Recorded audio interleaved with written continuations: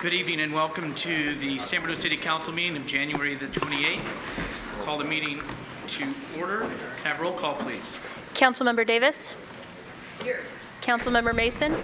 Here. Councilmember Medina? Here. Vice Mayor Salazar? Here. Mayor Medina? Here. May I please ask our Police Chief, Ed Barberini, to lead us in the pledge? I pledge allegiance to the flag of the United States of America and to the republic for which it stands, one nation, under God, indivisible, with liberty and justice for all.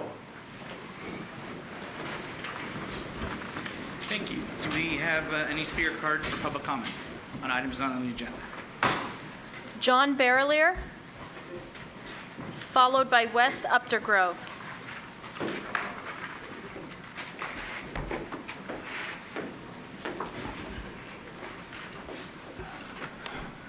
On the table in front of you, I've left you folders. It's a petition that I rotated throughout the Senior Citizen Center with 246 signatures who are agreeing with me that the corner of Cunningham and Crystal Springs Road is a very dangerous corner, a deadly corner. Somebody's going to get hurt badly up there. These people agreed with me. Several years ago, I brought to this body in this room, and our mayor, Rico Medina, was in the room at the time, when I brought to their attention that it wasn't wise to have fire trucks shopping on company time because it emptied the firehouse and put the public in jeopardy. That has yet to be resolved in my mind. Tonight I'm coming before you to do the same thing. I'm warning you of a dangerous situation. I was thinking at the time that Mr. Medina came here a few weeks ago, a couple of weeks ago, and rededicated the Senior Citizen Center. It was our anniversary. And among the various things he said was, "Bless you." And I took that to heart. There was a very wise man who led millions and millions of people. He wore only a loincloth. He was dark, bald-headed. Millions of people followed him. And something he said, I will remember. He said that the true measure of a society is how it treats its elders. I'm going to take your blessing to heart, Mr. Medina, that you'll do something for the seniors of this center, and you'll fix that situation, which is a dangerous one. Now, I've told you in several different ways that it's dangerous. Please listen. Thank you. Thank you, Mr. Barber. Wes Updergrove, followed by Sean Quinn. Hello, and thank you for the opportunity to speak to you. My friend here, John, had spoke about the intersection here. What spawned this was basically on December 30th, John and I were crossing the street from the overflow parking. We had a green arrow. There was a car. Was it a van or an SUV? I don't know which one it was. It doesn't make any difference. It could have been anything. We're walking. We're absolutely in the crosswalk. This car did not stop. John and I, thank God, we have the ability to move. There are many people who come across that crosswalk who are in walkers, canes, and they're quite slow in general. We evaded the potential to be killed. In the last 6 months, that's how long I've been coming to this club, senior center. I am not exaggerating when I tell you that I've almost been struck 6 times, and I'm careful. I just don't arbitrarily walk out. What I might recommend is that we need to paint those crosswalks. They're faded. Lights going across to let people know, traffic coming up, that there is somebody crossing, just like they do at schools. And maybe a new change in the speed limit. Maybe even possibility that no right-hand turn on red. I don't know if that's going to stop the situation, but it's far cheaper to do these things than to pay for a potential lawsuit for somebody that might be hurt badly or killed in the future. Those are my suggestions. I hope, whatever agencies we need to go to will listen to us and hear what we have to say. And I thank you for the opportunity. Thank you very much for your comments. Mr. Quinn. Sean Quinn, followed by Priscilla Martinez.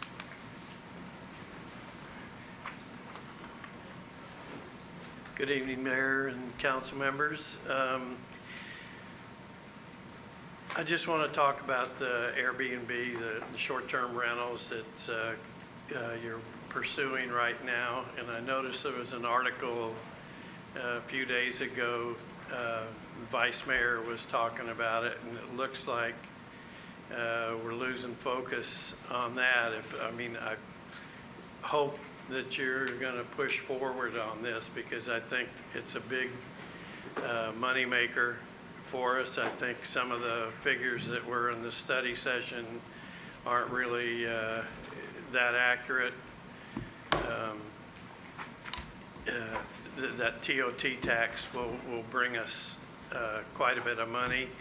And there was an article in yesterday's paper about the mayor of South San Francisco attributed their budget windfall of almost $10 million to their TOT tax and their developer fees. So I'm aware that South City has a lot more hotels and that type of stuff, but I think we really need to stay focused on that Airbnb and the whole package, because I think the city is, if we don't follow up on it, we're going to lose a lot of money. Thank you. Priscilla Martinez.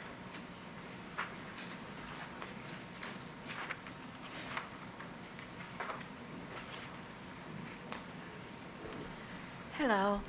I'm back to address the senior citizen crossings. I was sitting at the lunch desk today selling lunch tickets when two members came in, and the lady that came in said she was shaking like the leaf, and actually she was. Her hands were just like this because she had just witnessed someone almost being hit. This isn't the first time that I've heard of people getting hit. I think it would really be helpful. The most vulnerable citizens in our city are the senior citizens and the children. At schools, we have preparedness for the drivers that are coming up to the school. School crossing, school up ahead. We have nothing that marks the seniors are in that building right there, and they're crossing. And they're helpless most of the time. A lot of them really do have trouble walking. They walk with canes, walkers. I haven't seen any wheelchairs come across from up above, but we have the wheelchairs come in all the time. There are a lot of people that are really slow, very, very slow and helpless, and a lot of them have to have help crossing across. But I've seen a lot of the cars. I've almost got hit, and I'm really quick. I'll just zip out. But, I had to scream and yell at the driver, and the driver looks at me like, but really, if we had some markers to let everyone know that we are a senior citizen group, that we are going to be roaming around the street here, and maybe some of the lights that go on the road to warn them to slow down, it's something. We need some help. So that's all I've got to say. Thank you very much. Thank you, Priscilla. Appreciate it. Is there anybody here, anybody else in the audience that wanted to speak on something that is not on the agenda that didn't turn in a speaker card? Okay, with that, we've had 4 speakers, and thank you for being here. Thank you for bringing up the concerns again. I'm going to ask staff, the city manager, and I think almost, I won't say without any action, but I think council obviously has been hearing, has heard, and so is this something that goes to TSPC? Is this something that staff can take a look at and report out? The city's traffic engineer is looking into it and will be making recommendations.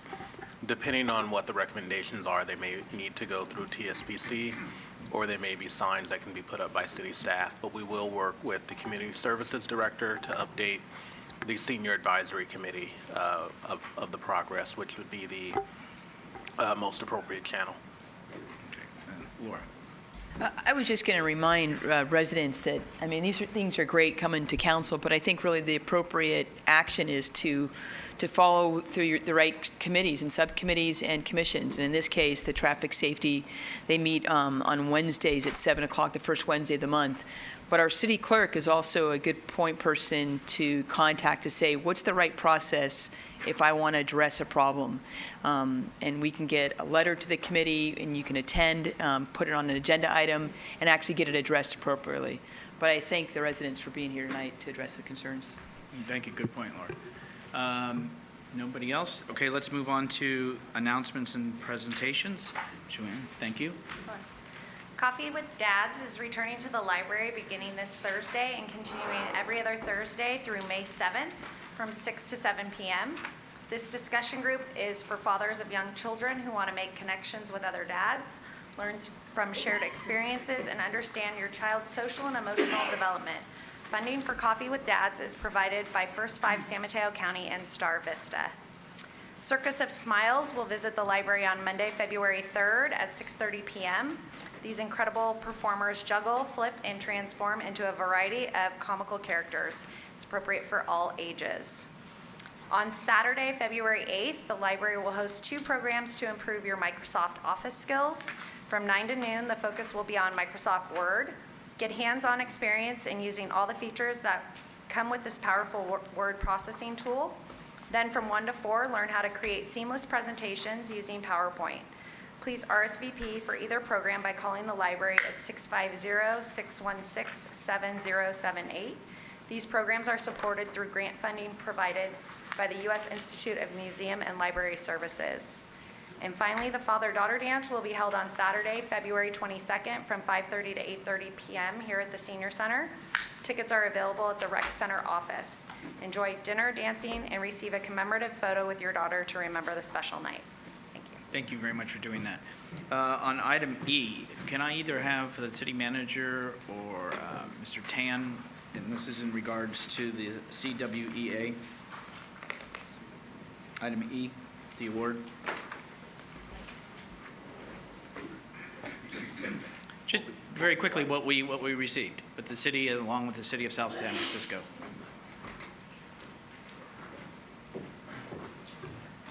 Thank you. Sure. To the mayor and the council, on Friday at 6:30, there was an award ceremony in Alamo where the joint water treatment plant that's jointly ran by the city of South San Francisco and the city of San Bruno received an award as the outstanding mid-sized water plant of the year. It's a very distinguished honor to receive that award. That's a plant that we jointly fund with South City. It offers many benefits. One, economies of scale, but also we do not have to bear the burden of operating it, nor the burden of the capital, managing the capital projects. So that is handled by South City, but we do pay our share for operations and capital expenditures for that plant. Thank you, Javon. And then item F, receive community grant from the San Bruno Community Foundation. Emily.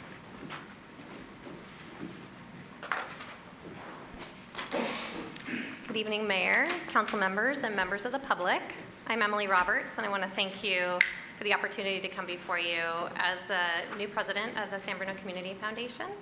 I'm honored and excited to be in this role supporting our community this coming year. As you know, the City Council, created the foundation to administer the $70 million in restitution funds received from PG&E as part of the settlement from the 2010 gas pipeline explosion. With these funds, the foundation and the city have partnered on a series of projects that benefit the San Bruno community in many different ways, and I'd like to note a few of those here. They include the foundation's lead sponsorship of Community Day every year since 2016, the installation of flashing beacons at 5 crosswalks around town as part of the Pedestrian Safety Strategic Initiative, the construction of the Florida Avenue Park, 4 innovative public safety projects, and I'll name them: the emergency shelter supplies, critical facility site assessments and incident training, police mindfulness training, and procurement of a mobile command vehicle. through the First Responder Effectiveness Initiative, and of course, the design and construction of a modern, community-focused recreation and aquatic center here in San Bruno Park. We're proud to partner with the city to make these community benefits a reality for all of us.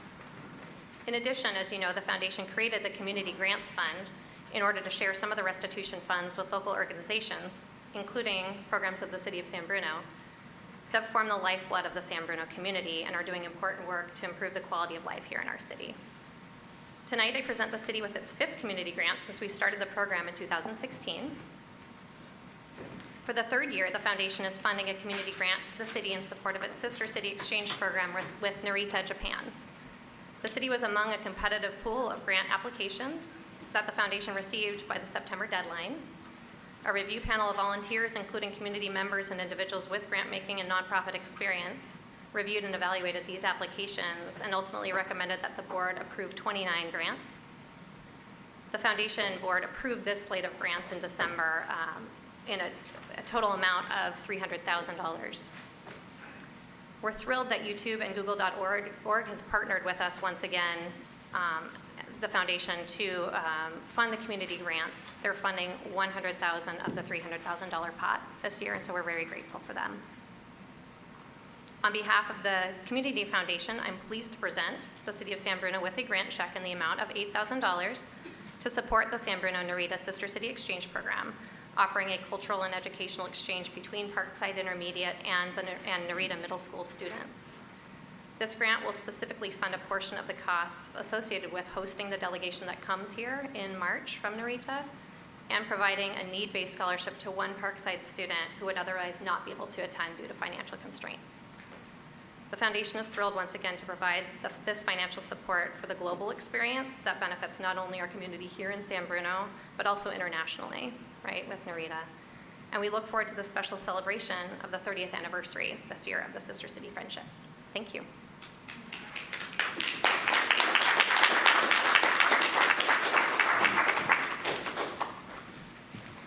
You're going to want to check. Yeah.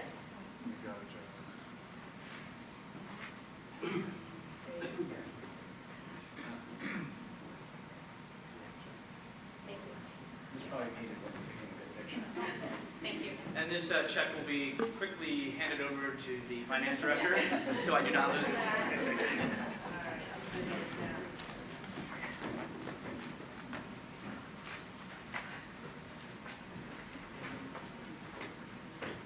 And thank you to the foundation and to the program. As you mentioned, it is the 30th anniversary, so a long, successful program, and so that will be very helpful. Next item under announcements, item G, receive report and review status of local emergency related to repairs to Crestmore Canyon and continuing declaration of local emergency. City manager, or I'm sorry, Mr. Tan. Good evening, Honorable Mayor, members of the City Council. Objective tonight is to provide a brief presentation on the update of the Crestmore Canyon Slope Stability Project. So since our last council meeting on January 14th, we've made some additional progress on the project. Here's a slide that shows the various progress that's been made since January 21st. So on the 21st, the contractor Hillside Drilling mobilized their equipment on site. The next day after, they performed the clear and grubbing by removing brushes around the location where the permanent wall is to be installed. The contractor also potholed the 4-inch gas mains that was located underneath the sidewalk. On the 23rd, they performed pothole to determine the depth of the 230 kV electrical duct bank, which is along the westbound lanes of San Bruno Avenue. 3 potholes were performed to determine the depth, and this was a requirement by PG&E representatives. And on a Friday, the contractor conducted pothole to determine the depth of the 24-inch gas line, which is on the eastbound lanes of San Bruno Avenue, and also the requirements of PG&E. So the same day, on the 24th, the contractor performed the work starting on the hillside area. Yesterday and today, the contractor began drilling the holes for the pier wall, and installation of the steel beams commenced. So staff from a geotechnical engineering firm, Contractors and Associates, is also on site performing the gate inspections, as well as city staff. And the contractor will continue to work at the hillside area the remainder of the week, and also the next few weeks. So currently, there are traffic control measures in place, and at times there are intermittent stoppage of traffic as needed during construction activities, and residents driving through the area should use caution and drive slowly as there are large equipment on site that is being used for the project. I do have some pictures that I want to show you from the work activities here. This is a potholing operation work. On the left picture shows the contractor digging to locate the 230 kV, which is that trench paving area that you see over there.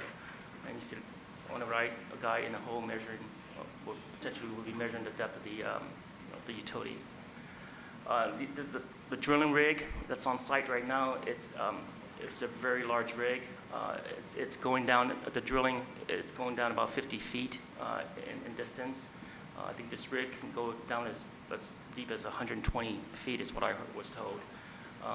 So you see some pictures of the drilling rig operation there.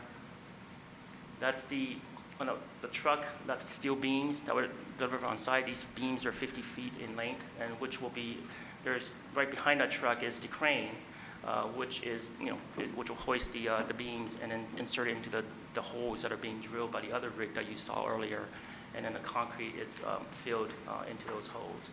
So, if you drive along San Bruno Avenue, you see the one lane, which is the closest to the hillside, it's blocked at all times for all these equipment. There's a picture you see on the left where the crane is holding up the steel beam as it's going to the or is being inserted into the hole. And on the right-hand side, that's where the concrete truck is pumping the slurry into the hole after the beams are inserted. So the work, again, will be continuing along here until we think the project will be completed around early March is what we're anticipating right now. So we'll continue to provide you with an update as we have them next several council meetings. So that's all I've got. Any questions? Thank you. Any questions from council or Just one question. comments? Jimmy, has there been any type of erosion since the initial, back a month ago now? Has there been any concerns with the rains that we continue to have with seeing any landslide? Not at all. I think staff has been observing the area since the last erosion event, and we haven't seen any more erosion in that area. What we actually did was we actually placed markings on the soil, and we go there 3-4 times a day to try to make sure that the markings are still in its original location as we marked it. So there hasn't been any additional erosion in that area. Good to hear. Thank you. Any other questions or comments? Okay, if not, we'll go ahead and we'll move on to consent, please. All items on the consent calendar are considered routine or implement earlier council action. They may be enacted by one motion, and there will be no separate discussion unless requested. Are there any items that anyone would like to pull for a separate vote first? Or separate votes? I'd like to request E, F, and I, please. E, F, and I for all separate votes? Yeah, yes. Or just comments? Just for discussion and questions. Okay, Yeah, okay. thank you. I'll do that. E, I'm sorry, E. Thank you. E, F, and I, Thank just you, for Marty. discussion. Thank you. Okay. Marty? Mr. Mayor, just comments, and I think it's important that we hear about the remaining, other than A, B, and C. I'd be interested in acknowledging some of the work there and dealing with that, but it doesn't have to be a separate vote. Sure. On D, G, H, is that what you're saying? Yes. And did somebody, and I, just the remaining, all the remaining after D. Other than A, B, C? Yes. Okay. Thank you. Okay, so there have been asked for no separate votes, but comments on all items. So why don't we go ahead and just take on consent items A, B, and C. Is there any action from council? Since we're not asking for separate votes. Yeah, I'm sorry. The vice mayor is correct. So why don't we, thank you, sir. That's why you're here. So why don't we just start going down the list. Item D is adopt the resolution accepting the downtown parking lot resurfacing project as complete. Marty? Right. Got mic on. Thank you.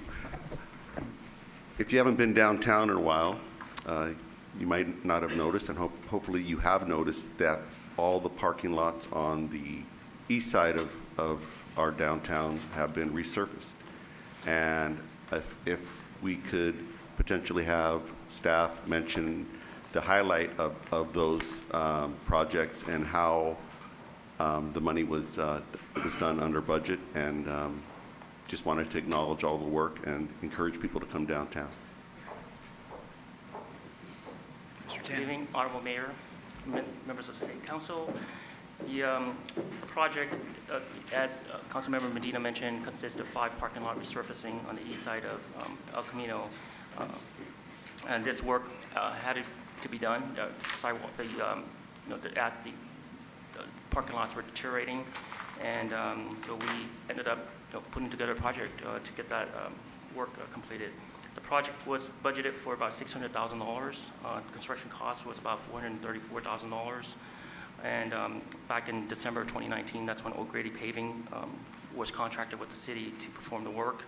And they did a lot of base repairs, installing thermoplastic parking spaces, and pavement markings and parking bumpers, and any additional ADA compliance stalls as well, and then ADA signs were installed as well.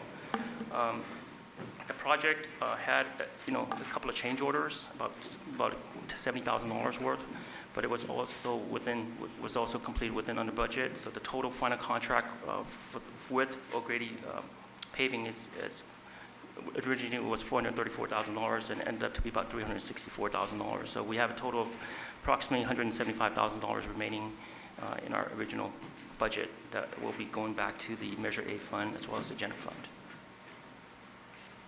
Thank you. Anyone else on that? Okay, let's go to item E.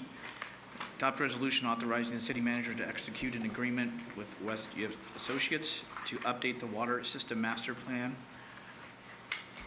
So I have a question about E and F, and it might be beneficial to just combine them. So the staff report refers to the master plan, the last master plan being created in 2012, 2013, and then the last assessment in 2004. Just given the costs that we have, do we have any metrics to show that there were goals that were met of the 2004 or 2012, 2013 products? Because it's $500,000.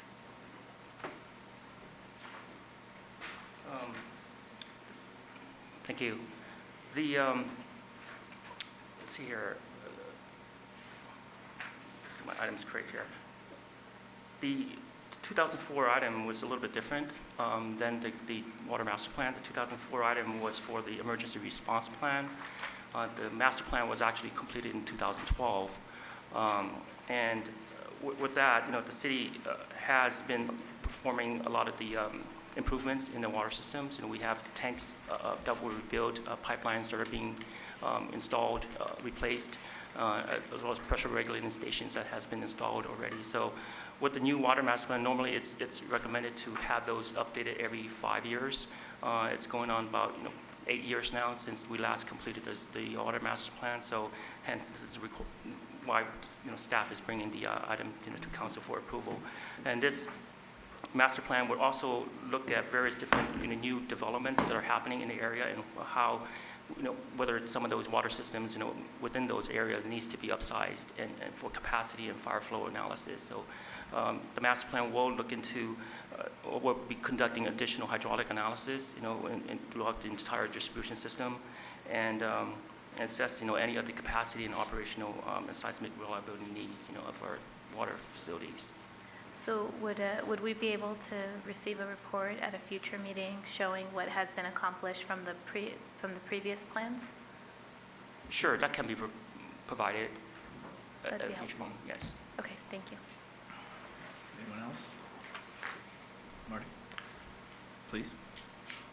The reason why I pulled it was to acknowledge that doing these plans, it costs money. And we're talking $239,000 that it's recommended every 5 years, and we kind of stretch it to 8. But people often ask why our water rates are so high, why our sewer rates are so high.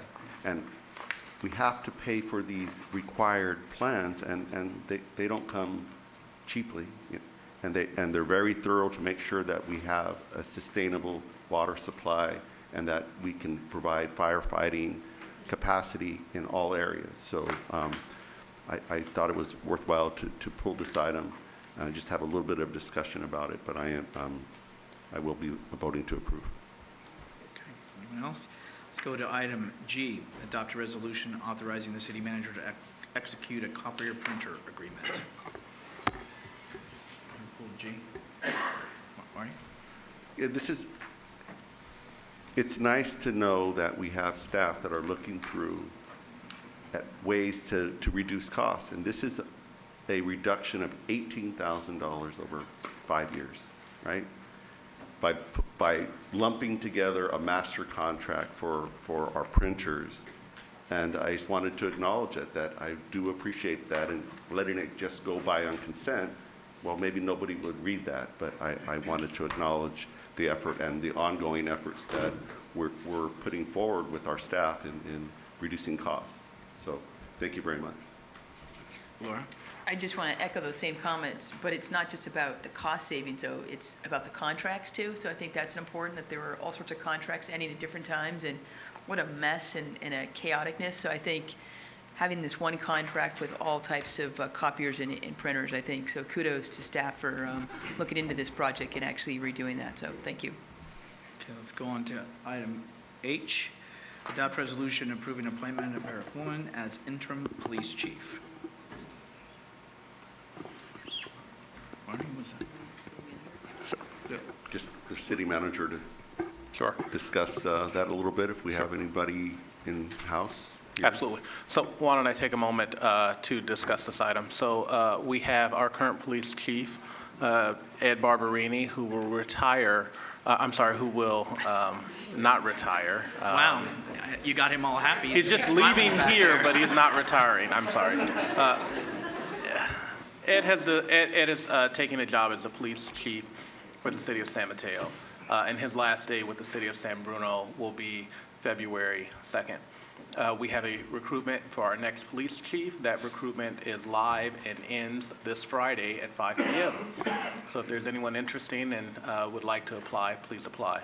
But there will be a lag time between when we can go through all those resumes and have the selection process. And so we did a bit of a search and selected a gentleman by the name of Eric Woolman, who's here tonight, who I want to introduce and have stand up. So Mr. Woolman is the former police chief in Burlingame and has 36 years of experience in police service, before being the police chief in Burlingame, having served approximately 22 years at the city of Daly City. So a very distinguished resume, who came out of retirement to serve us. And I want to take this moment to thank Ed for the care that he has given over these last few weeks to make sure that he is leaving a department in the best shape possible, and the care that he has taken and sort of all the planning that's needed to sort of transition to a new chief and an interim chief, and all the time that he spent with Mr. Woolman to bring him up to speed. Eric, Ed, it's an example of your professionalism and how much you deeply care about San Bruno. And I know that job in San Mateo that I rib you about all the time is something that you just couldn't pass up to serve the community that you live in. And as I've said privately, eagles soar, they don't flock. And Ed is an amazing guy and an amazing professional. And I just want to thank you for everything you've done for the city of San Bruno, and I wish you the best of luck.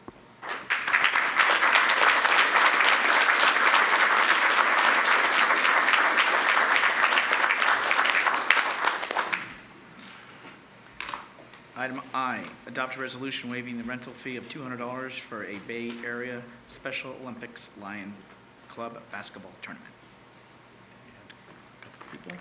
So mine is a process question. Of course, I support the waiver of the rental fees. This came up a couple months ago. I know that Councilmember Medina requested that it be pulled when there was a waiver of fees for the block party for Halloween. And I'm just curious to know if since then there has been a process in place to determine who gets the waivers and who doesn't get the waivers. That'd be great, thank you. City Manager. So at present, the city of San Bruno does not have a policy for granting fee waivers to outside groups. And so there had been a practice where these were approved at staff level. We stopped that practice this year, and really those decisions need to be made at the governing body level. So that is why you have seen these come to the governing board, because as staff, we did not feel that it was appropriate for us to say which organizations do not have to pay fees. That is a responsibility that is vested in you as decision makers.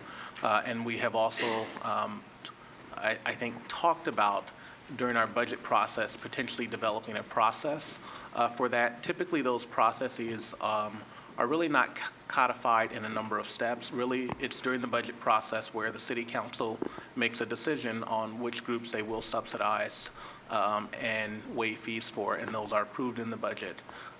Right now, these are one-off events. I think this is the third one that I know of this year where fees are being brought to the governing board to say, do you want to waive these fees? And so that's what we're doing.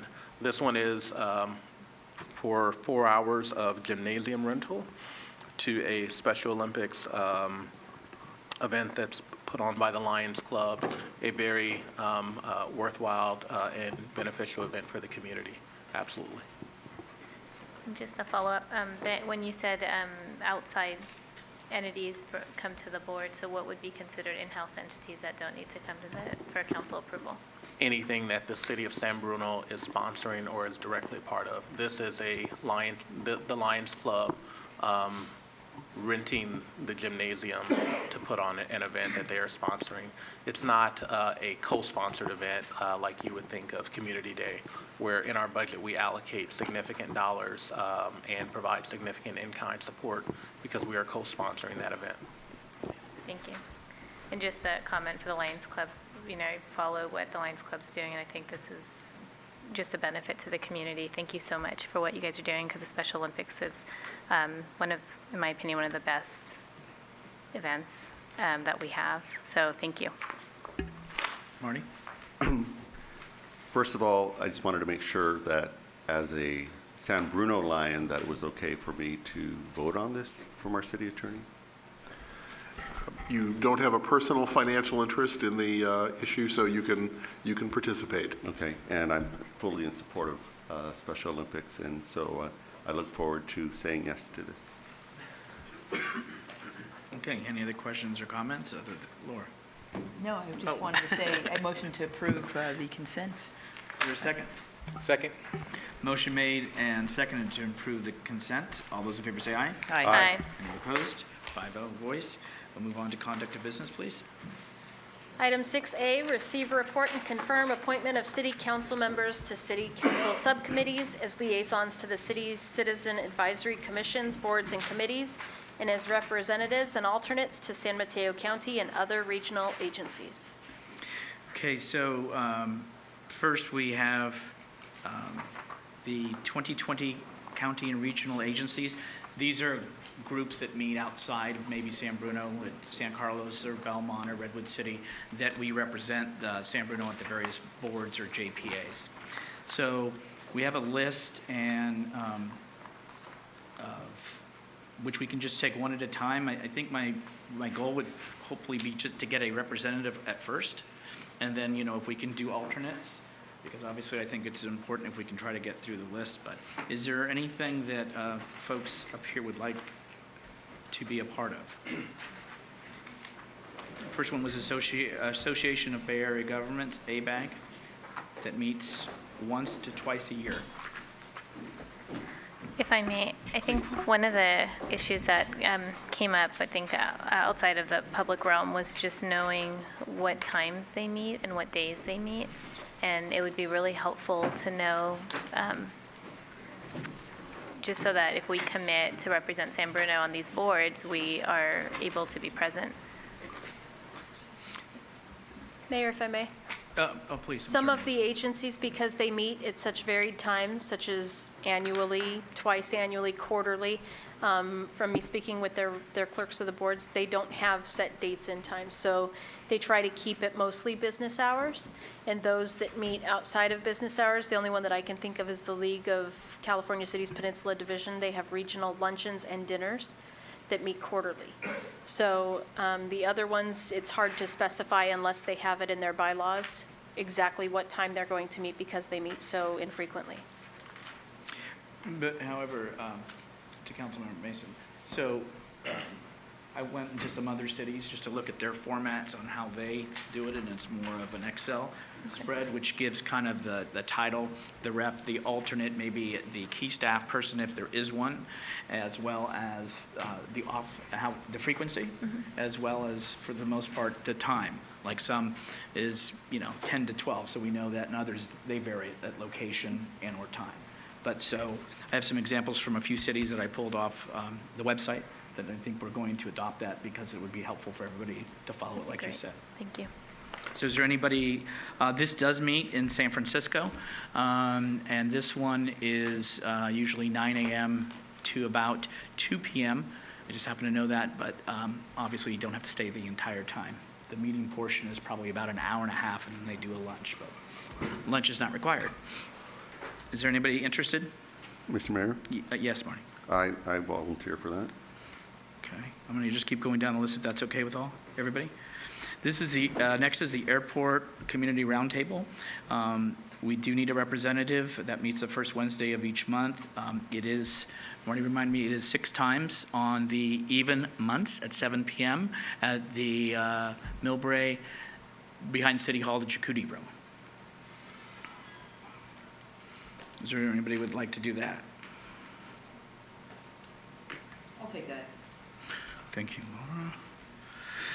Laura. Next, let's go to the Grand Boulevard Initiative Task Force, which meets in San Carlos at the District Transportation District. It meets quarterly.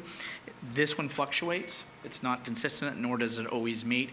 This one would probably be a relatively low commitment as far as the hours. Most of these meetings run an hour and a half to 2 tops of any of these meetings.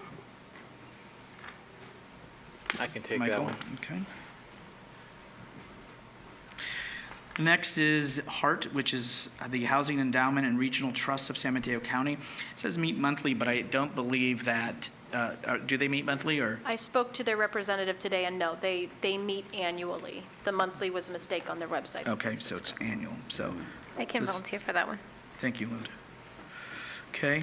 Next up, the League of California Cities Peninsula Division Regional. We can, if we want, we can all kind of just participate in that, and if it's something of interest or something opens up or somebody's available, why don't we all, I'd like to volunteer for that. you want to take it? Oh, okay. Thanks, Linda.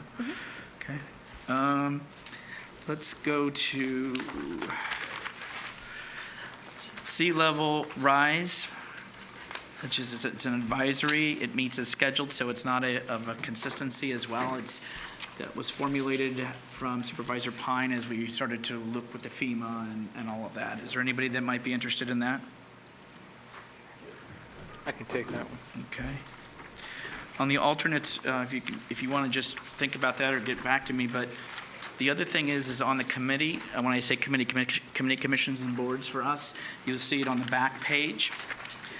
What I might ask this time is if the liaison may have an opportunity to meet with maybe the chair of each of the groups, which switches this month, and maybe just check in and assess how the group's going.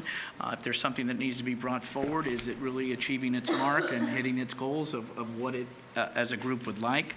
And the reason I say just the chair is on the personnel board, I believe there's only, I think there's 3 members, so you don't want more than 1 there. Then finally, on city council subcommittees or ad hoc committees, I had brought up before, but in talking to a couple folks today, what I think we need to do is have this come back. Needs to be quantified. I think where some confusion is when I was talking about opening up to Skyline College, Cappuccino, our high school, as well as K through 8 as one group, having more specified interests that faces community, like Crestmore High, have some people on that specific to follow that, and then on Engvall, because I think those are some important topics that face this community, and they can report back and kind of have a connection with that district. But what I will do is I will send an email to quantify what they are, and then there also is the homeless that meets 3 to 4 times a year, and those are some of the ones. I knew that. Those are some of the ones that we have now. If you remember, we had some standing committees. Cable TV, infrastructure. My thought is that those are important topics that really face us, and I think as a collective, I think a study session with all 5 of us together simultaneously, rather than trying to get 2 of us together with staff, then bring back and then report the same information out to the 5 of us, is hopefully a way to expedite it and keep us all on the same page with some important topics. Is that okay? Is that okay, Mike? That's fine. Okay. Thank you. All right, let's move on to the important study sessions. Item 7A, receive user fee study presentation and provide direction to staff. Mr. DiMartini and City Manager. Sure. I will open this up. Good afternoon, or good evening, Honorable Mayor and members of the City Council. My name is Javon Grogan, and I'm the City Manager. I'm here today with Keith DiMartini, our Finance Director, and together it is our pleasure to present to you an update of our user fee study. As the Council and the public may remember, the City Council authorized funding of this user fee study in last year's budget. And a user fee study is a common project that municipalities undertake typically every 5 to 7 years to review all of the city's fees to ensure that we are recovering as much of our costs as possible, but also to make policy decisions on which services we want to subsidize and how much we want to subsidize those services from our general fund dollars. Our last comprehensive user fee study was completed over 10 years ago, and actually 2005, 2006. And so the council will know that this effort is long overdue, and it was one of the principal things on staff's work plan. And we have been doing a lot of work at that. And so tonight you'll receive an update. Next slide. So our objective for tonight's presentation is we want to give you an overview of the user fee study and the methodology that we've been using. We would like to highlight the policy issues that are available to City Council, discuss the high-level benchmarking of where some of our other cities are, and talk about the timeline and next steps.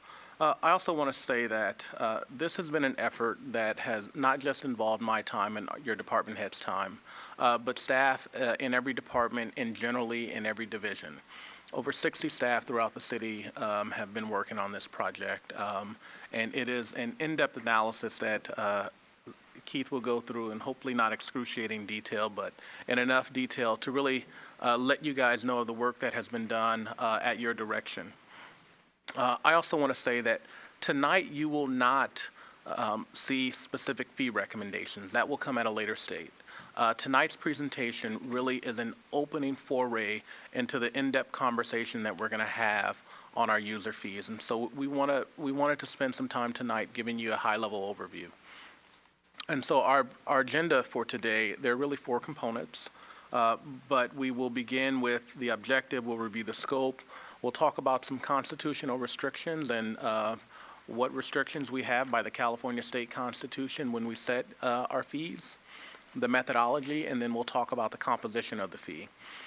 Next, we'll talk about, again, the policy considerations and benchmarking, and then next steps. So I also want to say that this effort is a part of our larger comprehensive fiscal sustainability project. And so, as you know, we embarked on our fiscal sustainability project in the late portion of 2018, and it's really a 24-month project. But the goal of that project is to develop a comprehensive understanding of the city's fiscal pressures and constraints on the general fund, both today and into the foreseeable future. And that there are really 3 distinct goals of the project. The first is to understand our fiscal challenge, articulate it, and develop and implement strategies. And so this effort really represents all 3 of those goals. And through this study, we really have an understanding of where we are with some of our fees. I think some of the challenges we have with funding some of our services, you'll see why when we talk about our level of current cost recovery. So the amount of which we're recovering some of our fees, which in some categories is significantly low and very much below the benchmark cities. And then we are planning at least one, maybe two more study sessions with you over the next few months to really have a deep dive on our fees, and then end really close to budget time with new fees that will take effect for our next budget cycle. And so this roadmap will look familiar. It's that 24-month fiscal or comprehensive fiscal sustainability road project. And we are right on track. It's January 2020, and this is one of our quick win short-term strategies. It's in the quick win short-term category because you as a city council have the ability to effectuate it. The decision rests with U5, and they can be implemented. Sometimes there's a 30 or 60-day waiting period, but you do have the ability to make this decision, and it is will have an immediate impact on our cost recovery for the various services. So I'll now turn it over to Keith, that will our finance director, and he will talk about a little bit more about funding of the city services and go through the bulk of our presentation. Thank you, Javon. Good evening, Honorable Mayor, members of the City Council. Keith DeMartini, your Finance Director.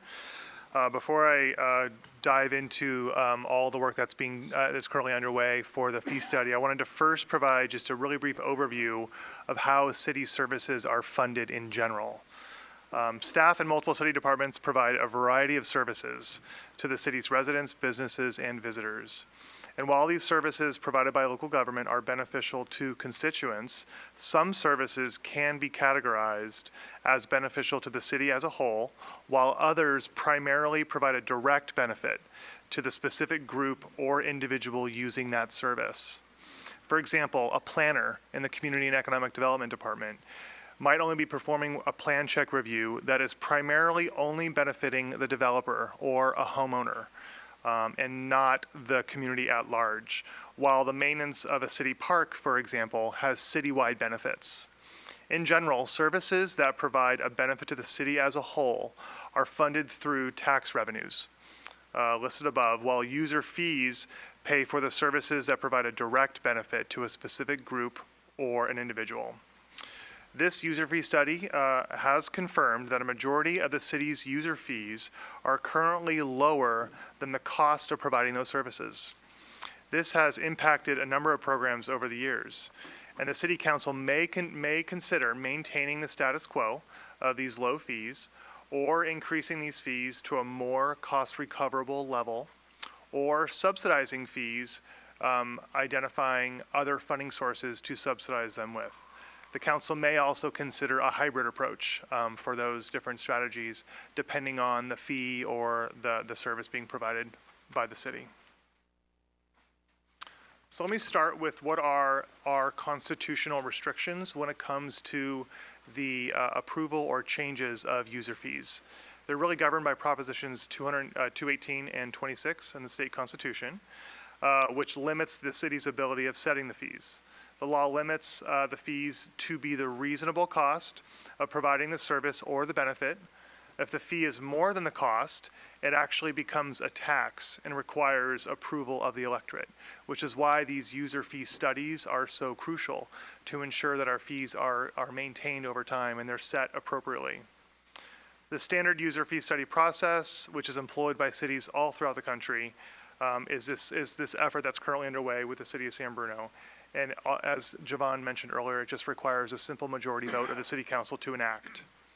Cities typically will commission a consultant who specializes in these efforts to work with staff to conduct the study, articulate the cost of providing these services by each fee type, and then propose recommended changes to the master fee schedule. So what is a user fee? I just want to clearly define that before moving forward.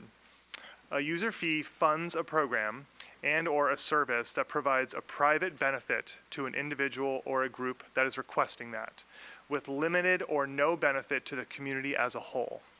And you'll see that state law requires that the individual or the group who uses the service must do so voluntarily, so not a tax, and the fee amount must relate to the service provided, directly relate to the service provided.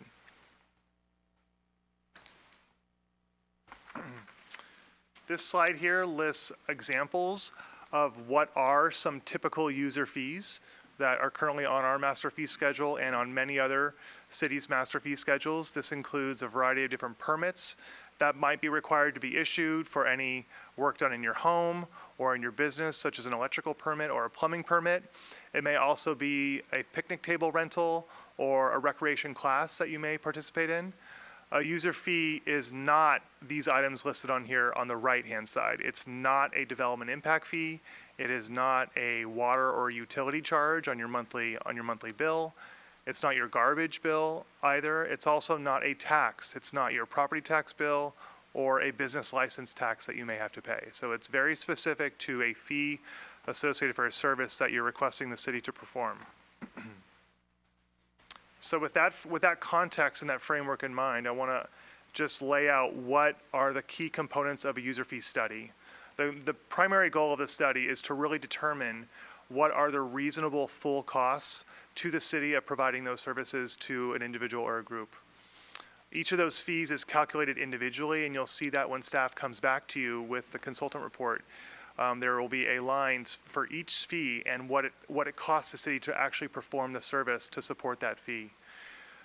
It also includes developing a fully burdened hourly rate for our personnel, and I will talk about that a little bit more thoroughly later, but it's basically the full cost as an hourly rate divided by the billable hours associated with that work.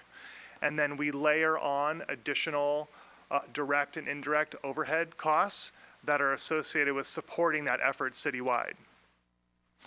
It will also articulate what truly is the full 100% cost of performing that service, and it will provide an opportunity for council to consider setting those fees at a lower level based on some differing policy considerations.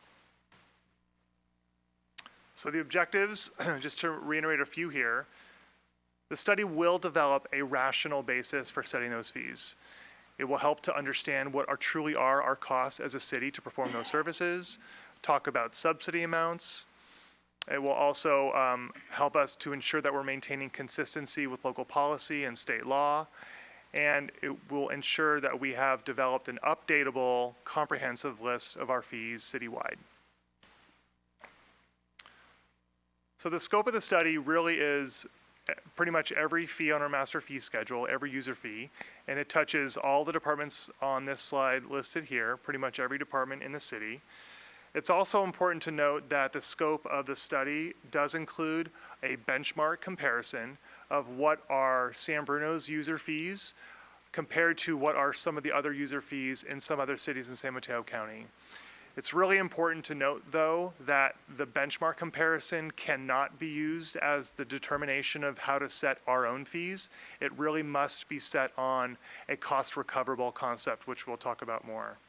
But it is helpful context for helping make an informed decision.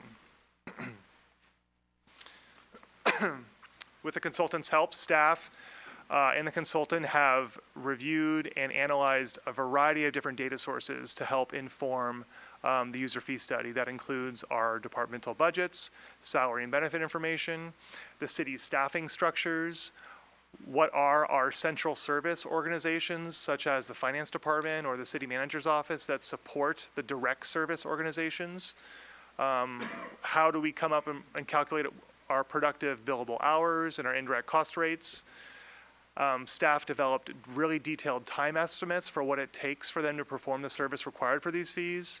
And then we gathered a number of data points of city impact, input and feedback into various policies and procedures around our fees. This slide shows just the high-level summary steps of the study. It really starts with the data analysis first, and that has already been completed, all the data sources I just mentioned on the prior slide. The second major step was building the various cost layers. So really understanding the direct services associated with the fee, and then layering on top of it what are the indirect costs associated with it as well. So for example, my position in finance, I support all the city departments. And so it's important that a portion of my cost is attributed to the direct person that is also serving and supporting that building permit, for example. We've done that citywide. And then finally, the third and final phase is to actually set the fees. The study will define the full cost of services, and this item here in red is where the city council comes in and provides guidance to staff about how to set various cost recovery policies. What are your goals with subsidy, for example? And then after the city council has adopted the new fees, we will move into the final piece, which is publicizing the updated master fee schedule, launching it, educating our constituents, and then implementation. So this graphic here just shows you the pieces that make up the fully burdened rate for what it takes to provide a service to an individual or a group. And it really starts with the direct cost to start. So as the example I mentioned earlier for the planner that might be reviewing a building permit, for example, that person's hourly rate is the direct cost and any other third party or material costs associated with that review. And then we layer on top of that the proportional share of the overhead of the central service organizations or the department overhead costs on top of that to really truly reflect the full citywide cost of performing and supporting that work.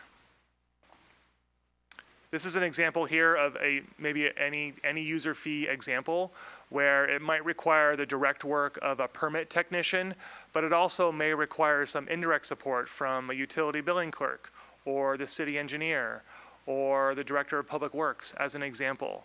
So it just shows you how there are multiple people involved in supporting a user fee, whether it's direct or indirect, and all of those components have been taken into consideration with this study. So now that we've discussed about the scope of the user fee study, I do want to make sure that council is aware of the various policy considerations that you may consider. In general, an individual who receives a private benefit from the services should pay 100% of the cost of the city's staff support for that work.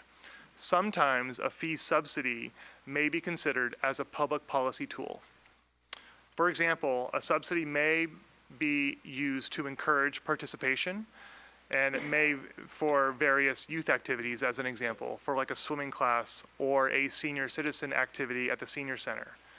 Another example of a subsidy may be to ensure or encourage compliance with a law or some other policy. An example of that might be a water heater permit.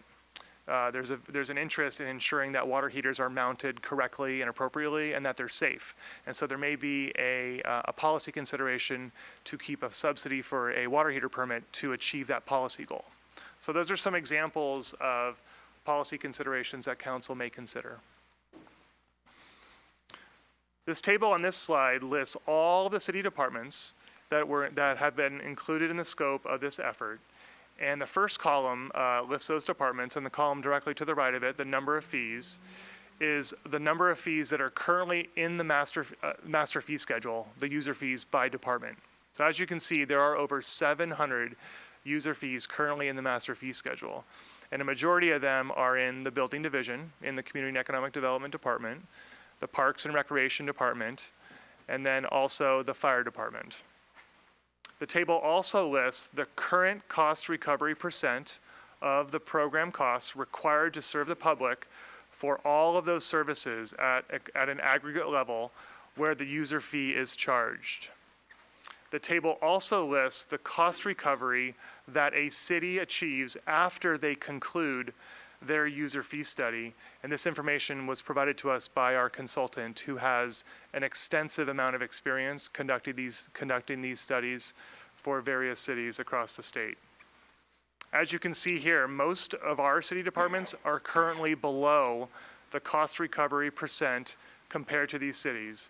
And our consultant has told us that the current cost recovery percent for the building and the planning divisions, they're depicted here with a red arrow, that they are actually the lowest that they've ever seen in conducting a study. So we do have quite a bit of work to do to bring our planning and our building division fees up to where they need to be to ensure adequate cost recovery. It's really important to understand what the long-term impact is with our fees being so below cost recovery. And the real true impact of that is it puts additional pressure to allocate funding from other funding sources, typically our general fund, to basically cover the costs where the fee does not cover it.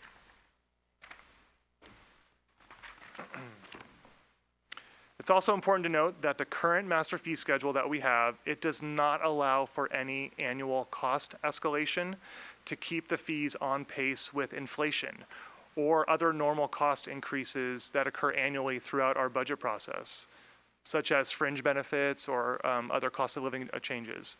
Many cities have included an automatic inflationary adjustment on their fees listed in the master fee schedule so that those fees can keep pace with very typical cost increases.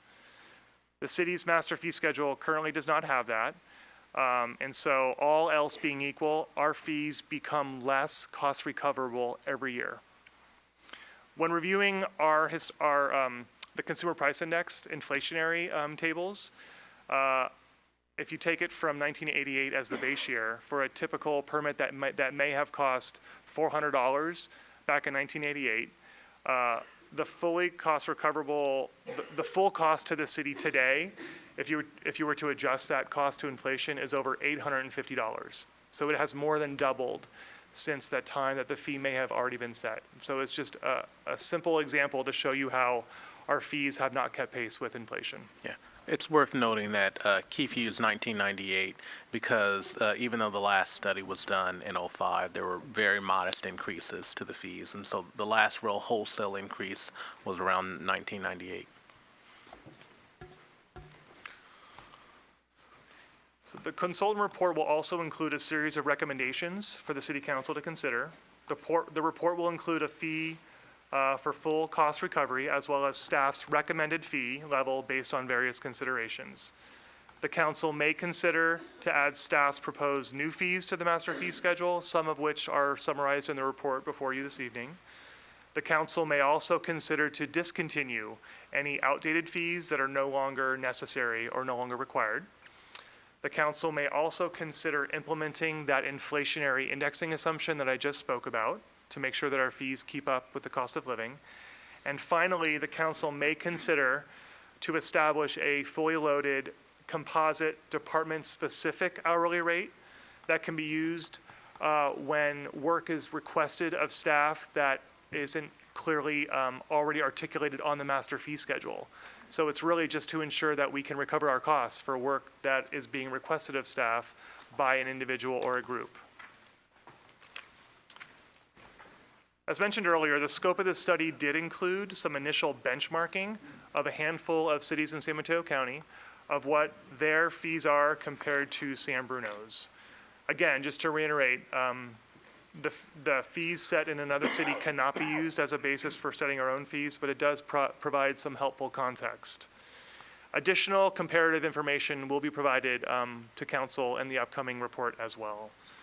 This slide lists a handful of permits and user fees in the planning division against some of our peers, and it does show that a number of these fees are lower than some of our peers as well. And it's also important to note on these coming slides how many of these cities have a different methodology. There's a different basis for how some of these fees are charged, so it is somewhat difficult to have a true apples to apples comparison on many of these fees as well. This slide again lists 3 additional permits or appeal types or in the planning division, again showing quite a bit of variability among the different cities in San Mateo County, but also showing ours as being a bit lower as well. This next slide here shows 5 permits and different types of user fees in the fire department. Again, some of our fees here are showing lower than some of these other cities as well. And again, I won't go through these too much in detail. Again, it's just some helpful context when looking at our fees compared to other cities. Again, showing the variability among the cities as well. So just to wrap up this presentation this evening, this project where we are now really starts with what's before you this evening, providing an overview presentation of the scope and the work that's already been conducted on the user fee study. Staff are preliminarily planning on coming back to council on May 10th for a study session where we will have the consultant report complete and recommended fee levels for your consideration. We're also planning on going to the Park and Recreation Commission meeting for an informational only session to discuss the Park and Recreation fees specifically with that body. And then if council would like it, we've preliminarily scheduled an optional study session with council again in late March and early April, again if that's requested. And then planning to come back to council requesting your adoption of the resolution and the updated master fee schedule on April 14th. That will give enough time for beyond 30 days to pass, so that all fees that are non-development related to take effect on June 1st, and then 30 days after that, all of the remaining user fees would take effect, which would be the first day of the upcoming fiscal year 2020, 2021. That concludes our presentation. We'd be happy to take any questions. Thank you very much. Any questions from council? I'm still stumbling over those numbers. I just want to comment, I think that, this is just excellent work, and it's something that's definitely overdue. And it's not to say that staff is not doing their job. There's always other priorities, and we know that in 2018, we made this to be a priority. So I do appreciate the work that's been done, and I know it takes a lot of hours and a lot of time because there's a lot of departments and it touches so many things. So I would just say that I look forward to another study session to get some of the more of the details back. Michael. I just wanted to comment also that I think this is a great analysis and very enlightening.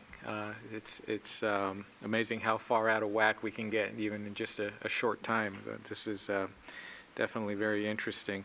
I had one question, just a clarification. So regarding any kind of subsidies, or if we wanted, just speaking earlier about, what we're willing to waive or provide reduced fees on.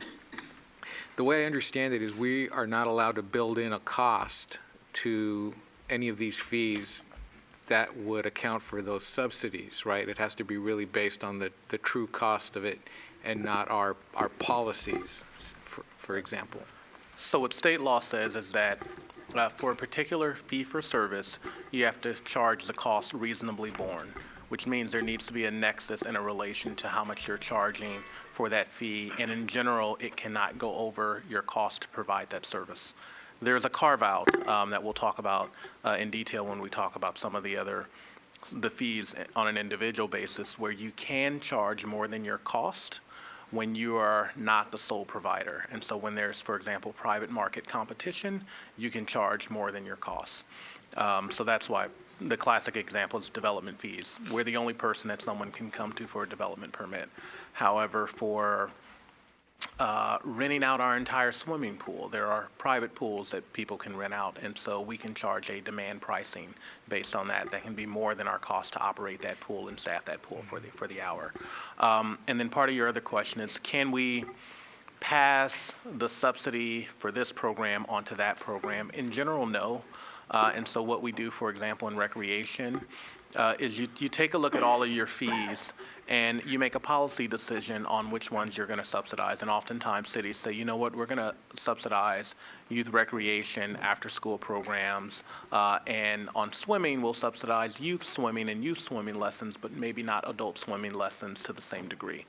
And so we'll be having those in-depth policy conversations with the city council, knowing how much we currently subsidize in our budget, and maybe shifting around those general fund dollars to say, you know what, we're going to apply more general fund dollars over here to continue subsidizing this program, but maybe on this program, the cost will go up. And I had broader concerns on how these fees might impact our lower income residents and fixed income residents. So as we look to correct, especially around the permits, building permits and whatnot, at one point in there it said that the fees are they're optional, people would choose it. But say, for example, your house needs a new roof. You have to go get a permit to put that roof on, and so it's not really optional for you. You have to go get that permit. And as these fees get corrected and those costs go up, that's really going to impact the people that are probably less able to pay those growing fees. So that's kind of where I was going with that, is that I don't think we're allowed to really account for some percentage of these things having to be reduced costs, but I guess we would have to then look to the general fund to subsidize ones where we make a policy that where if people need assistance that we'd be willing to do that. Right. Absolutely, and there are ways that we can also address that through the methodology. Whereas, for example, a roof, you can't sort of have a different fee to review a residential roof than a commercial roof, but you could have a fee structure that has a base price and then a price that ratchets up based on the complexity and the time. And so we can address it through the methodology. And I think Director DeMartini mentioned water heaters, which is sort of the classic example. A water heater is sort of a simple replacement, but you want people to come in for it to get the literature on how to strap down a water heater properly for earthquake. And so oftentimes cities subsidize those permits where it's a moderate cost to come into the counter. And what we really want to do is educate you in addition to making it not as costly to obtain the permit. Okay, thank you. Marty? Yes, thank you. Something that's overdue, and it's here now. I appreciate the effort in breaking everything down. There's a lot of coordination there. I had a question about sheet or suggestion for sheet 18. When you break down the number of fees, is there a way you can add a column of what the percentage of those fees are? How much? What are the big ticket items? For instance, if something costs a lot of money that we're not, let's say in planning, that we're really missing out on that fee, it'd be nice to kind of see where that is. I'm not explaining it well, but you're nodding your head and you're really smart, so you probably got it. And then following that up to make sure that when those fees are recovered, that they're dispersed back out to each of the offices, that it doesn't just go to the general fund, it goes to actually pay for each of those departments. Is that correct? So. And how do you track that Right. when the fee that just all comes out with Right. your permit fees and it'll line it all out? Yep. Okay. So, if I may, the report that will come before council from the consultant, it will list every single fee that is in the scope of this effort. It will show you what the current fee that is charged on the current master fee schedule. It will show you what is the fully loaded, fully burdened cost to the of the city to perform that service, and it will show you the full cost compared to the current fee. And then it will show you staff's recommended fee level, which based on the strategy and scope that we talked about already, whether it's primarily 100%, it should be 100% recoverable cost. If that work is primarily supporting an individual or a group, that's where the recommendation will likely be. And then any current subsidies we will include in the study as well. As to your second question, Councilmember Medina, most of these departments listed here are funded primarily through the general fund, but in our systems and the way we budget, they're budgeted within each department. And so all of the fee revenue for the building division, for example, stays, as we budget it there for the building division. An example that's not like that, for example, is our cable department, our city net services department, which is an enterprise fund. So that is in a separate fund. But we record the revenues and expenses within each department for the operating year. Excellent. And I just want to also comment that I appreciate the schedule and the number of study sessions so that we can actually talk about these fees. So that's definitely appreciated. Linda? I just had a question about it's the chart that you have on it's page 8 of 11 on the staff report, and you may have also put up a slide.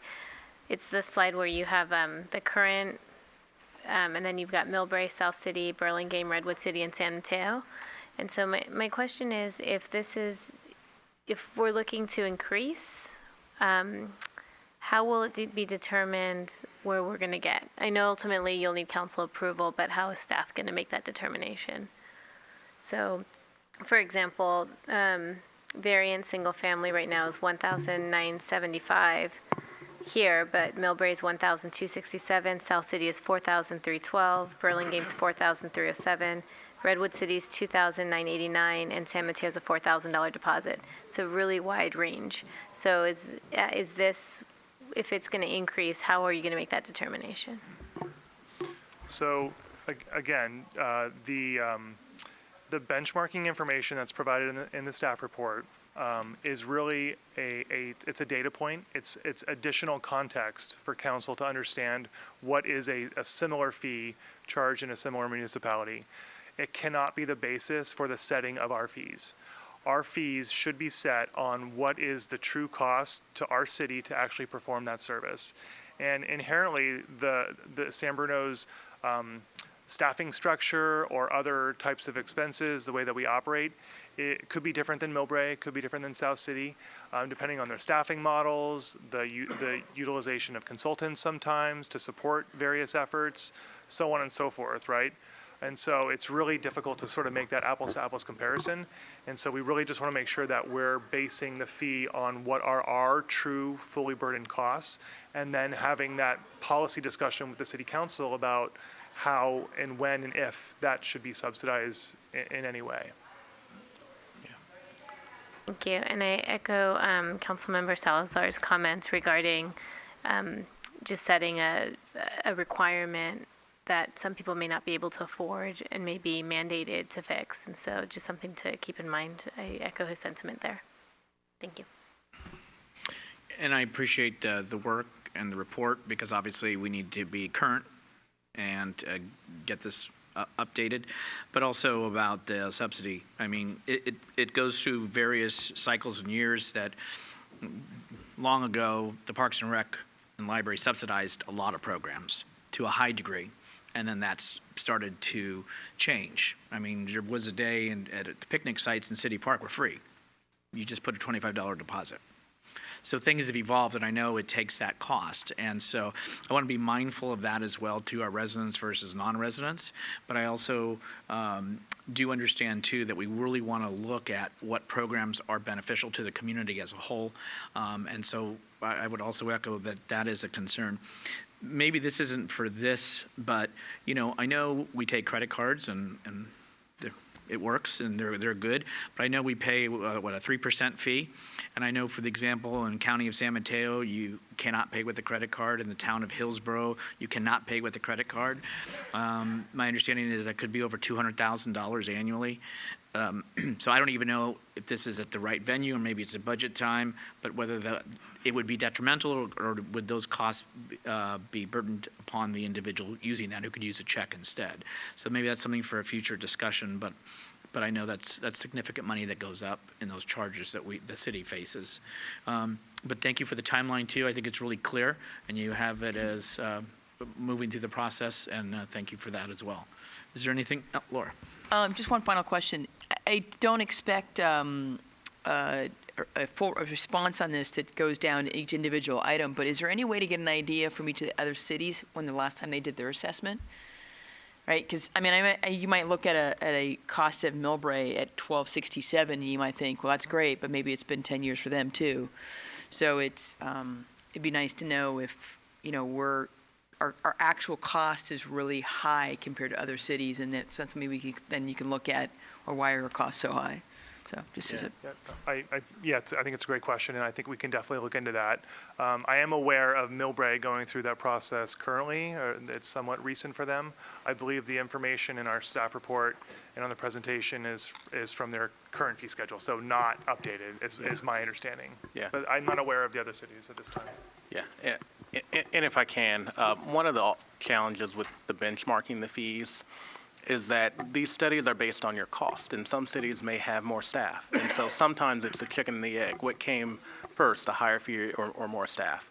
And so one of the challenges we have with our reduced fee structure, especially in our building and planning, is that that does not give us the ability to hire more staff to actually have shorter time frames for turnaround times when we get a permit. And so that is one of the big challenges we have, because we are fiscally constrained and our fees are low. And so that also means that someone comes in and our time to process that application may be a lot shorter in Millbrae, but Millbrae's fee may be twice as more because they have the bandwidth to do that. And so a detailed benchmarking of fees is really not an apples to apples comparison, and which is why you really have to base these studies off your cost. And they evolve over time, and typically if you update them every 5 years, you can have truing up as your staff grows.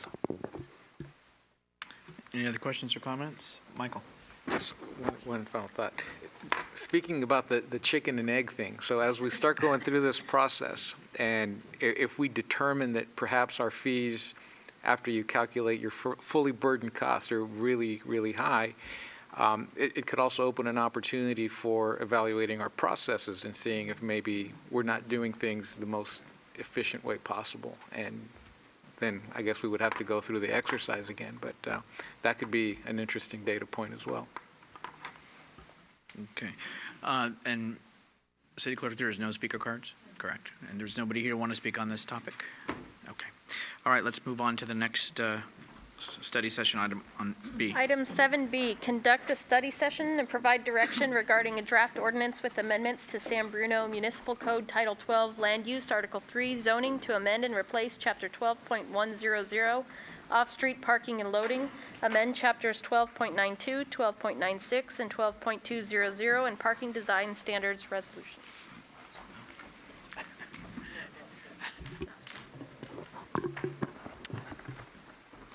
Where's my PowerPoint? Sorry, tech's on it. Good evening, Honorable Mayor and members of the City Council. My name's Darcy Smith. I'm the Community and Economic Development Director, and I'm here tonight with a study session before you to seek your direction regarding the draft parking ordinance and draft resolution with the parking design standards. I'll be providing a quick introduction with the city's lead contractor on this effort, Kelly Beggs from Good City Company. Also in attendance tonight on the project team are Pamela Wu, the Planning and Housing Manager, Aaron Aikman, the Principal from Good City Company, and Jason Moody, the Managing Principal from Economic and Planning Systems. And additionally, I'd also like to acknowledge other key staff. This was very much a group effort from Public Works Department and also the City Engineer, Mark Zafrano. So I wanted to set the stage for this by covering the objective, and the main objective is to get an update and provide direction on this item, but I wanted to emphasize the breadth of this because it was about a year ago that we came before you and discussed the Transit Quarter Plan parking standards. The next night, we had a community town hall to discuss parking, and we raised the concept of developing new strategies to increase off-street parking stalls in residential neighborhoods, which was a key interest of the community.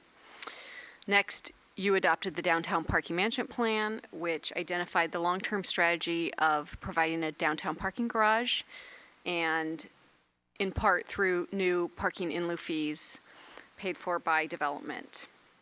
And that was key in the interest of downtown revitalization.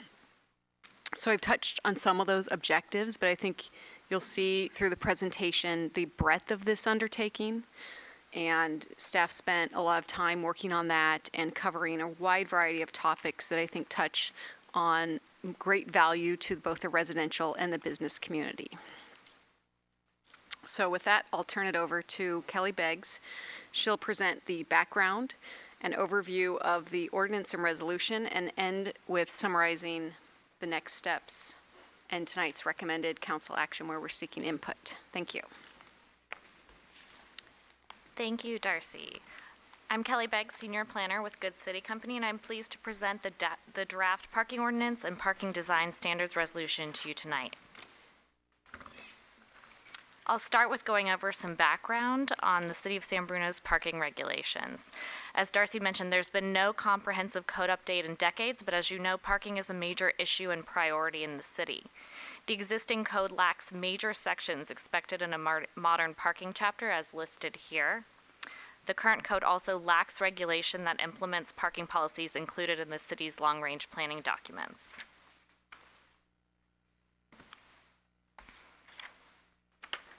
The ordinance before you this evening aims to resolve those issues, and this slide presents overarching goals of the proposed ordinance. The policies and regulations in the ordinance have been guided by council input, including the incorporation of more conservative parking standards for the transit corridors plans area. Regulations also include community feedback from the January 2019 town hall, and implementation of city plans and the housing element have also been a key goal of the ordinance update, especially as the city is required to implement certain housing element policies to maintain its housing element certification. Regarding the housing element, the ordinance will specifically implement Housing Element Program 3H by updating residential parking standards pursuant to state density bonus law requirements, and also by allowing tandem parking to satisfy parking requirements for residential and employee parking spaces citywide.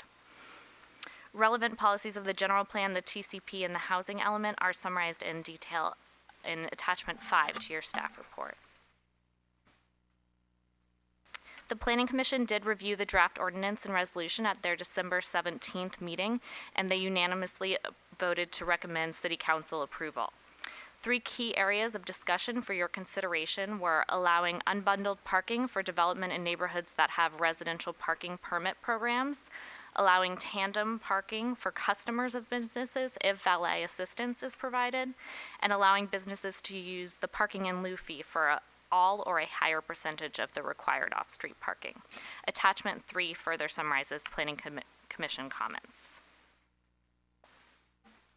Now, with that context in mind, I'll move on to presenting the proposed ordinance.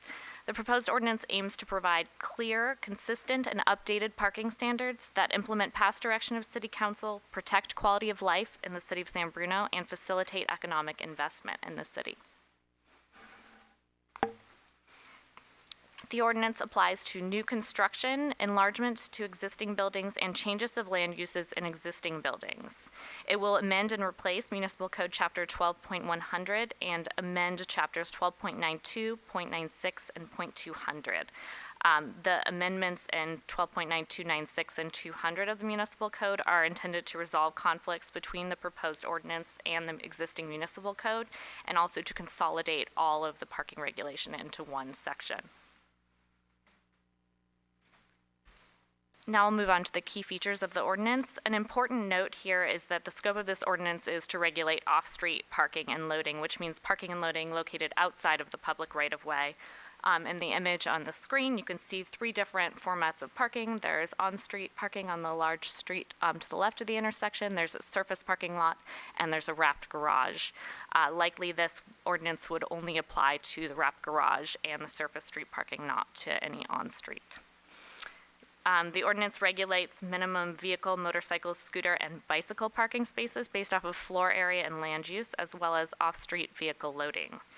The landscaping requirements are set forth for parking areas, and transportation demand management and parking management requirements are included. This slide reviews the main objectives of the ordinance.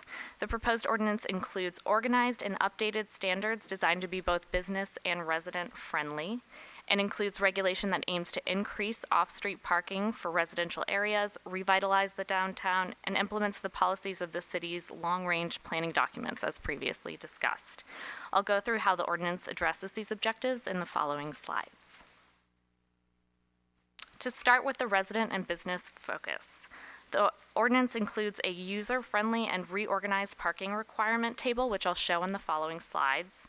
It includes strategies to increase single-family off-street parking, special provisions for the use of transportation demand management to reduce vehicle trips and parking demand in specific plan areas, small business exemptions to encourage the establishment of businesses downtown, and lastly, it allows for flexible parking configuration, meaning tandem, mechanical, and automated requirements to maximize parking supply within constrained sites. This slide shows the required citywide off-street parking for residential land uses, which have been revised to be consistent with council direction regarding more conservative TCP standards and to be consistent with state density bonus law. This next slide shows the required off-street parking for major non-residential land uses. As you can see, one category on the leftmost column covers multiple similar land uses in the middle column. The number of required parking spaces is shown on the rightmost column and sets forth the number of spaces required per square feet of floor area. I will note that projects located in specific plan areas, such as the TCP area, can reduce off-street parking by 10% with implementation of a TDM plan and a parking management plan. They can also further potentially reduce off-street parking up to 30% with the in lieu fee, which I'll describe later in this presentation. Moving on to Objective 2, this slide outlines strategies to increase supply of off-street parking in residential areas. Many older homes in San Bruno cannot fit a modern vehicle in the existing garages and driveways, and these strategies aim to remedy that issue. The bulleted strategies would allow property owners with non-conforming garages and driveway depths to bring those elements up to code, to fit a modern vehicle and reduce demand for on-street parking and allow residents to park their vehicles on their properties. The illustration to the right shows you what an uncovered front yard parking exception could look like. In this instance, it would include increasing the driveway width in the front yard to increase the parking area to allow 2 vehicles to fit there. The parking area could be provided as shown on this image, or it could also be provided in an angled configuration if the front setback of the home were to be shallower. Here are some other real examples of these options in action. The top 2 images show the widened driveway similar to the illustration in the previous slide. The bottom 2 show recessed garage doors that would allow an uncovered parking space in the driveway. So those driveways would be too short without the recess. Next, I'll move on to the economic revitalization objective. These include the Central Business District small business exemptions and then also the in lieu fee.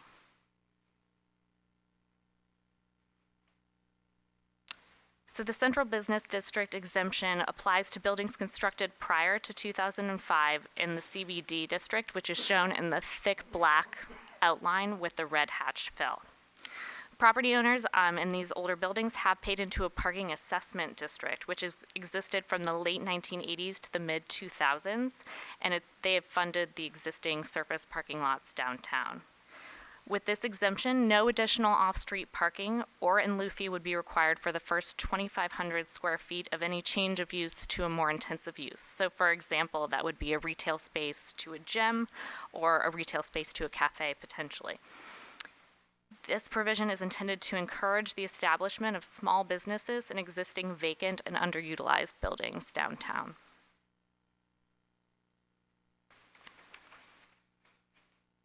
The next economic revitalization item is the parking in lieu fee.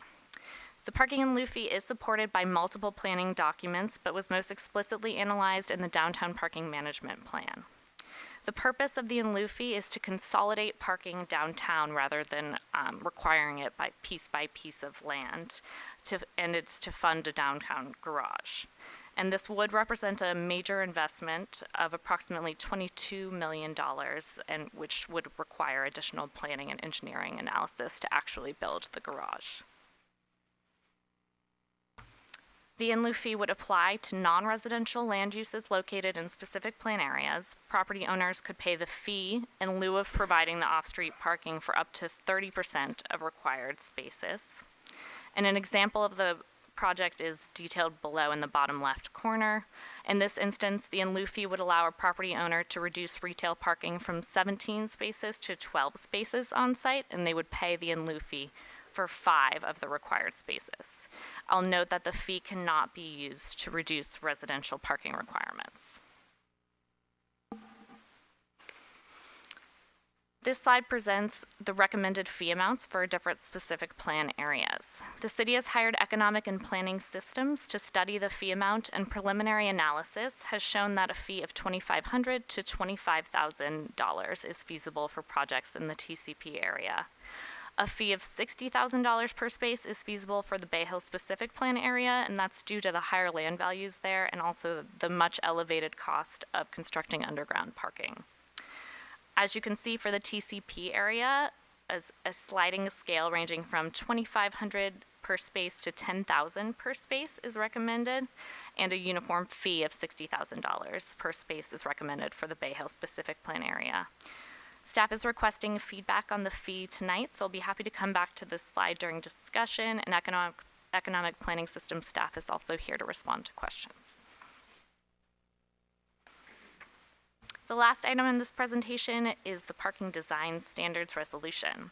The parking design standards have been separated into a resolution, and that's in order to facilitate updating standards that more frequently change due to technological innovation and shifting industry practices. The resolution includes dimensions for parking spaces, driveways, and aisles, and design standards for items like lighting, surfacing, striping, and screening. It also specifies operational performance standards specific to mechanical and automated parking requirements. These mechanical parking structures are seeing widespread use in the Bay Area, and they do allow you to provide more parking within a smaller footprint and efficiently used space. The performance standards for mechanical and automated parking cover items like maintenance, inspection, and availability of vehicles, and that's in order to ensure that these structures are functional and long-lasting, similar to traditional surface parking. In conclusion, City Council is requested to provide direction to staff on the proposed ordinance and parking design standards resolution. This slide presents the next steps. The target adoption date is early 2020, which will allow staff to include this accomplishment in the housing element progress report. And this concludes my presentation. I'm available to answer any questions that you may have, as is the city and consultant team. Thank you. Thank you for your report. Anything else, Darcy? So to council, we can either start here, but we do have, I believe, 5 speaker cards of folks that would like to address or what have you. So is there any immediate questions from council at this time? No? Why don't we go ahead? We're going to allow the public to come up, and then we'll hear what they say, and then we'll take some notes. Tom Hamilton, followed by Allison Warner.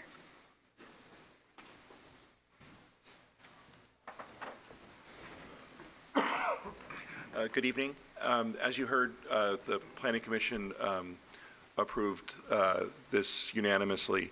I would encourage the council to do the same. There are provisions in here, as you saw, there's many pieces of this are critical that we get into the code, all the missing pieces of the ordinance that we do not have. But especially the provision for the downtown revitalization, the provisions for the first 2,500 square feet of businesses to be exempt from off-site parking requirements is really going to help our downtown businesses. As you know, we have businesses that cannot open because of the current provisions. This will help them immediately. I would strongly recommend that you adopt this as soon as possible. If there are things that you feel that are missing that would want to add, I would still say adopt this and then go after those things later rather than hold everything up trying to add additional things because we know how that can happen. So I just want to reiterate what the Planning Commission has already sent throughout their comments. There were comments regarding, well, I don't want to go into that. I think I'm good. Thank you. Bye. Thank you, Tom. Allison Warner, followed by Dean Moser. Good evening, Mayor, Council, staff. I'm Allison Warner. I'm with Regency Centers. We own the Bay Hill Shopping Center in the Bay Hill specific plan area. So first, I'd just like to thank you all for your efforts as you approach this ordinance. I think that I recognize it's definitely intended to be forward-thinking, and I think that the efforts to revitalize downtown are fantastic. I just personally have a few concerns. Forgive me if I read. I kind of have a bit to say. It was quite a long ordinance to read through. So I have a few concerns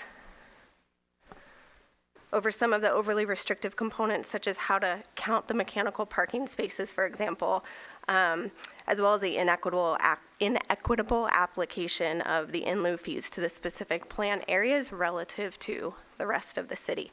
As an owner of a retail shopping center, the one thing I would strongly caution is the city passing the ordinance that's overly restricted and inadvertently results in the ability to innovate and respond to market needs as we move forward. So as a retail owner, I obviously know that land use very well, and I know how much parking impacts the success of that. So I'd just like to quickly walk through an example of what this ordinance would do to our property alone. So changing the use from retail to services results in a 17% increase in parking. Understandable. Changing it to food and beverage results in a 200% increase in the parking requirements, yet the opportunity to pay in lieu fees is restricted to 30%. Quickly run through this, I have a minute and a half left. So given that we're restricted on land, and we all know that land is a scarce resource and that there's already a significant requirement for stormwater quality control on our property, there's also the addition of the 10% of a parking area landscape requirement that's being added. Suddenly the ability to add the number of parking spaces required on a finite amount of land is becoming more and more and more difficult. I think that the ability to consider more efficient parking options on a retail property becomes even more complicated because tenants often have significant control over what we can or can't do. So just adding a garage to make up the difference is not always an option. So the ability to innovate and add things like parking stackers and places that make more sense where tenants allow us is great. I just then have concern with the amount of parking stackers that we're allowed to add, or how exactly they're counted, and is that the right way to count them? I think that alternative transportation methods offering TDMs are all fantastic, and I'm in full support of that component of the ordinance, but I will also caution that we're still learning how customers are using these new options like Uber and Lyft and Razor scooters. But it's difficult to buy your groceries and Razor scooter home. So again, just being thoughtful in how customers use different land uses. So I would just urge you to carefully consider the lack of flexibility in certain components to allow landowners to respond to changing demands over the coming years across all land uses, and consider a more equitable application across the entire city of things such as in lieu fees. So thank you. Thank you. Next speaker, please. Dean Moser, followed by Andrew Turco.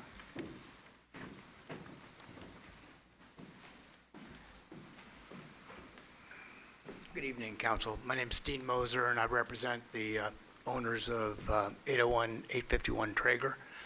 And I'd like to thank you for your consideration in being a little flexible in the mitigation fees, but I'm wondering if I heard correctly, it doesn't apply to residential. So if I wanted to build residential on that space, does that mean that I don't get that flexibility in the 30% reduction in actual parking spaces? Maybe they can answer that question here in a bit. But I'm also wondering how you arrived at a $60,000 value per parking space if we mitigate, when it's $10,000 at the most for anywhere else in the city. And also in the report it shows that to build a parking structure downtown, it might cost you $35,000 or $40,000 for a space. So how does Bay Hill get to be $60,000? And as a property owner in Bay Hill, I don't know what good a parking facility down in the city, 10 minutes away, would help me if I have to pay, to build that facility. So just a couple of those questions. How'd you get the value, when at 60,000, when it costs 35 to 40,000 according to your report, and everybody else pays 10,000. So, and then does it apply to the residential if I were to build residential there? Thank you. Dean. Next speaker, please. Andrew Turco, followed by Ken Ibarra. Okay. Ken Ibarra. Andrew passes, and Ken Ibarra is up. Do I get his time?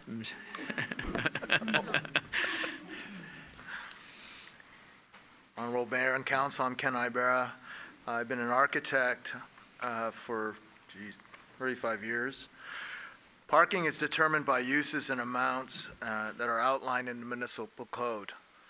My challenge, nearly on every project, is calculating in square footage. I have dealt with staff in many municipalities in the peninsula over how they calculate parking. And when I look at this, a new ordinance, and in favor of a lot of the changes, I still look at the table of what's required for parking, and in some cases, it's gross floor area of a building. In some cases, it's broken down. And the example that you give, retail to restaurant, and I was happy to see on the presentation that, that there was some calculation for just the public area. But in many cases, the calculation is for the entire building. Now, obviously, we know in a restaurant that there is space for the dining public, there's a large space for a kitchen, and then there's also storage and restrooms. And I'd like to see, possibly if that is being done in staff, I'd like to see it documented.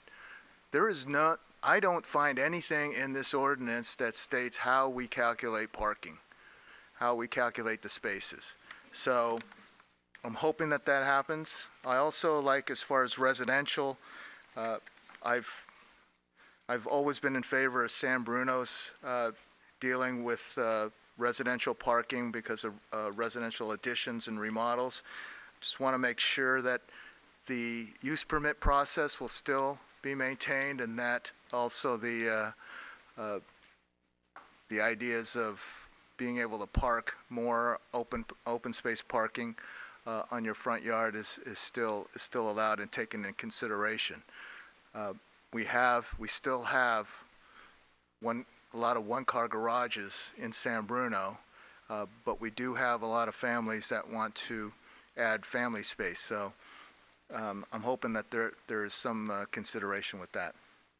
I think I've covered everything. Thank you. Thank you, Ken. Is there anybody else in the audience that wanted to speak on this topic? If not, then we'll bring it to council. Questions? Comments? Yes, can we get the questions Well, addressed? if council wants to have certain things asked, then you guys can go ahead and tackle that, unless the city manager wants to address anything specific. I think it'd be best if we address council questions. Let's start with the very last comment made by Perfect. Mr. Ibera about the calculation of retail space. I mean, how really is that calculated? Hi, so I'm happy to respond to this question. I would direct the member of the public to the definitions section. So we paid very careful attention to the definitions that follow the chapter. And so the definition of floor area is located in the definitions section, and also the definition of public floor area that specifies exactly what you should be counting towards your parking requirement.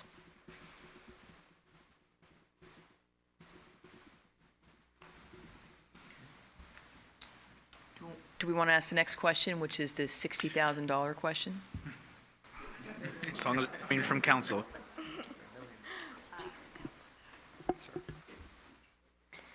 Yeah, so I'll ask the question. The that'd be great. report refers to parking spaces, I believe, as 35 to 45,000. Yes, of course. Right, and I think at 22 million, you're at 55,000. And I know from other things that I've read, parking spaces could go up to 80,000 per parking space.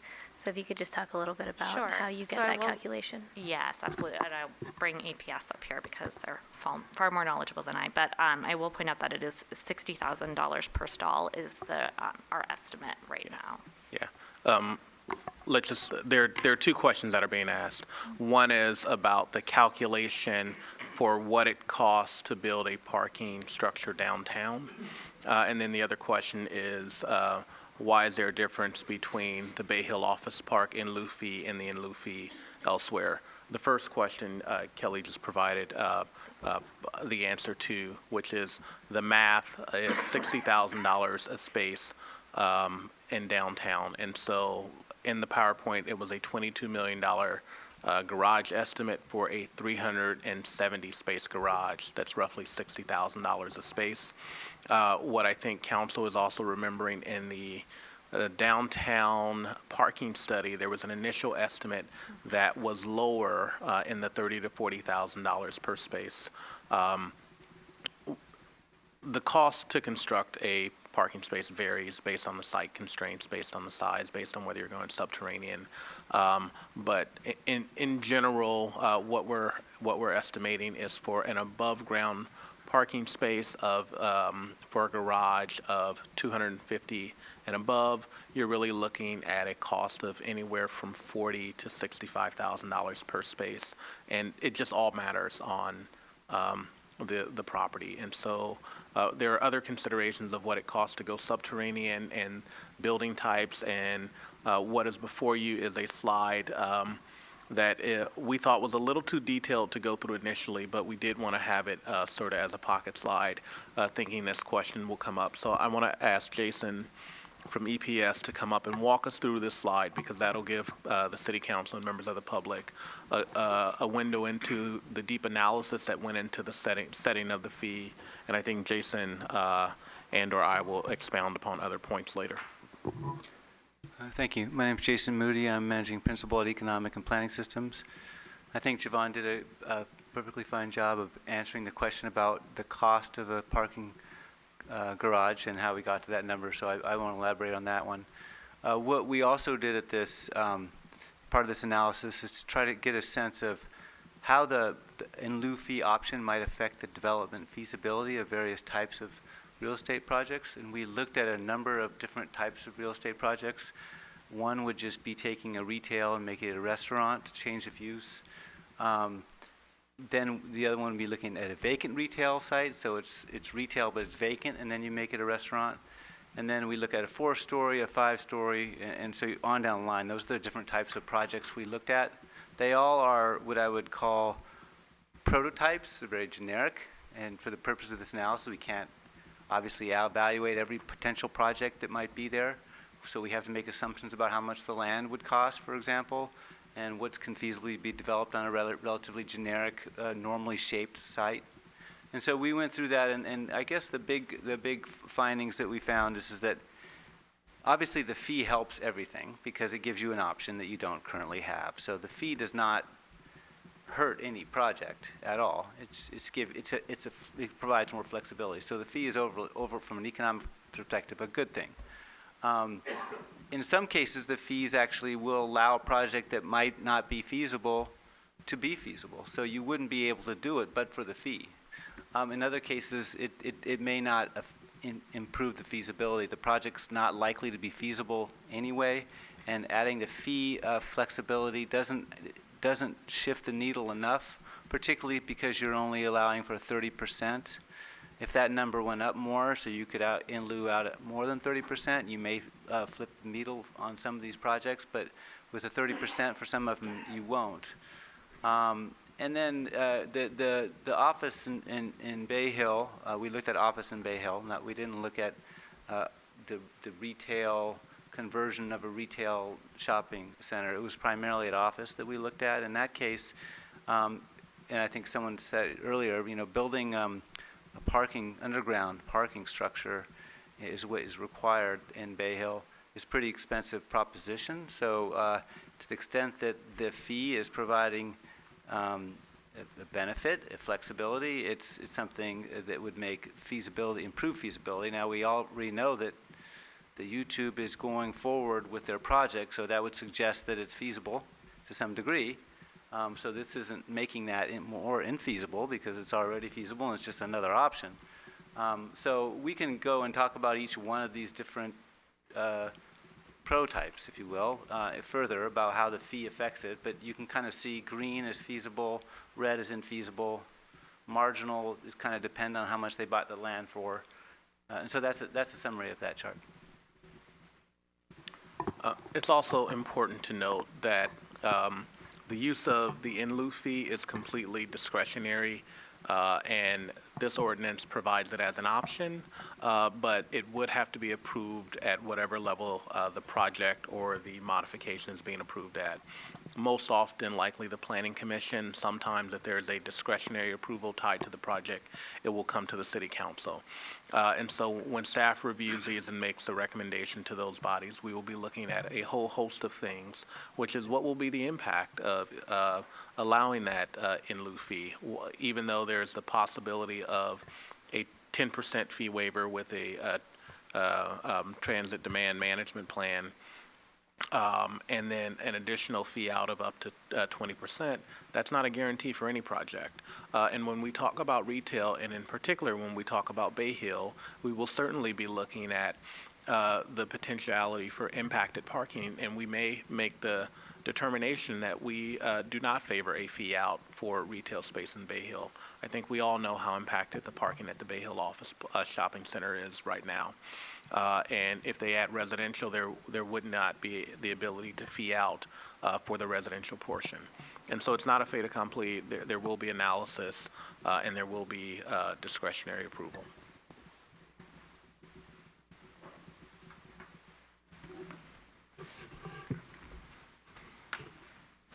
Other council members? Linda?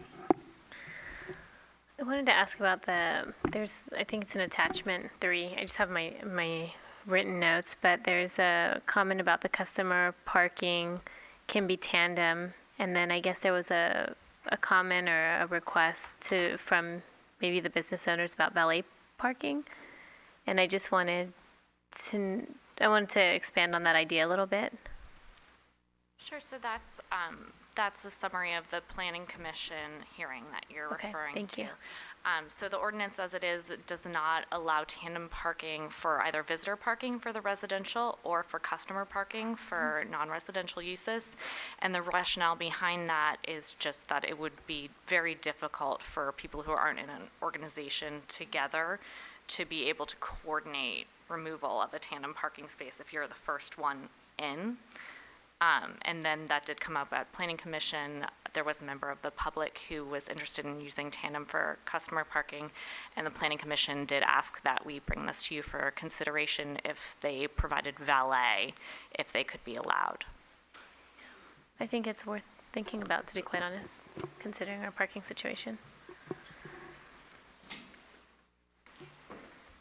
I also wanted to just get clarity on, and I think we've already spoken about it a little bit, or a lot, but I do want to get clarity on the residential. So there's, in the Bay Hill specific plan, so it sounds like there's the ability to relieve up to 10% of the parking restriction. Is that right? And then they can go all the way up to 30%? So it's up to 10%. So this is only for non-residential land uses, I'll point out. So not for residential land uses. But for non-residential land uses, they can use a TDM plan that demonstrates that they've reduced their trip generation by 10% in order to receive the 10% reduction in parking spaces. The in lieu fee could be used for an additional 20%, but they cannot go above 30% total. So they can combine those two reductions, but not exceed 30%. And who would approve whether they can use the in lieu fee or not? That would be the decision-making body. Okay. This is a question for Darcy in regards to the small business exception. I'm just curious, how many denials occur because of the parking situation in downtown?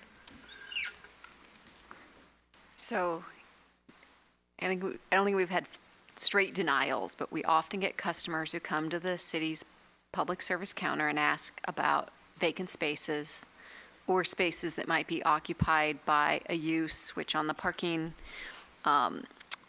table has a lower demand requirement. So you heard Mr. Ibarra say, well, there's some that require a lot, and hold on, let me find this table. There's some uses that require a lot more parking, and there's some that require a lot less. And typically, restaurant uses are high parking demand uses, and then entertainment and services, so a fitness club, for example, or a massage establishment or personal services like a hair salon or beauty salon require a little bit more. And then the lowest parking requirement is general retail. And traditionally in our downtown, it was more of a retail downtown, but it's shifted like many downtowns, right? Think of all the successful downtowns on the peninsula. There's been a shift from a more retail downtown to a restaurant or personal services downtown. And this is just the evolution, right? The malls are the center of the retail uses. And so that's a barrier, because right now what our parking chapter says is that if there's a change in use, you have to provide the parking and you have to provide it on site. There's no in lieu fee, there's no exemption, there's no relief.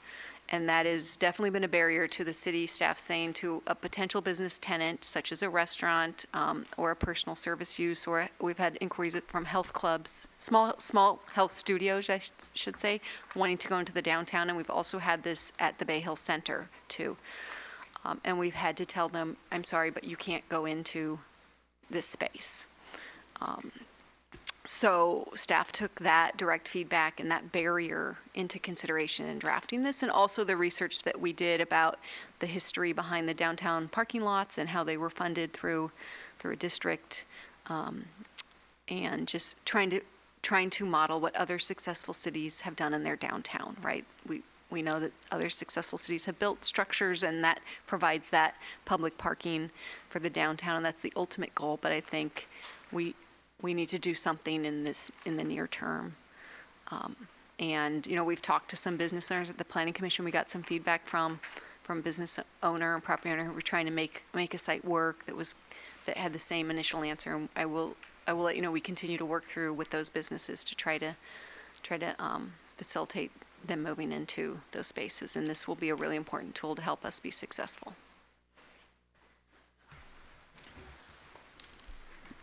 How will if approved, how will this impact existing projects? Well, so we have educated this widely to the development community. That's in part why you had the members of that community here tonight. And we actually started educating many big developers about a year ago when you had that first study session and provided us with feedback on the transit corridor plan parking standards. And we held projects to that have been going through the project, and we've been consistently educating those development projects. So for projects that are in the pipeline right now, where there haven't been any approvals, as soon as these are adopted, they go into effect and they're held to those. But we've been gearing up the education piece and educating them to ensure that these are met. And again, that's why you see the audience here tonight. But for any existing approvals, such as the aperture or any past approvals, those approvals stand, and they could only be modified through a process that's a formal process. So when projects are approved, they're approved with the codes that are in effect at that time and the parking requirements that are in effect at that time. And there's a process that's discretionary they could go through to modify that, but it is a city process, and we retain discretion. Mr. Mayor? Thank you. Marty? We just wanted to make sure we answered the question from the public. So for the residential, Go ahead, ask. My question really was, if it doesn't apply to residential, then I don't get any of the 10% or the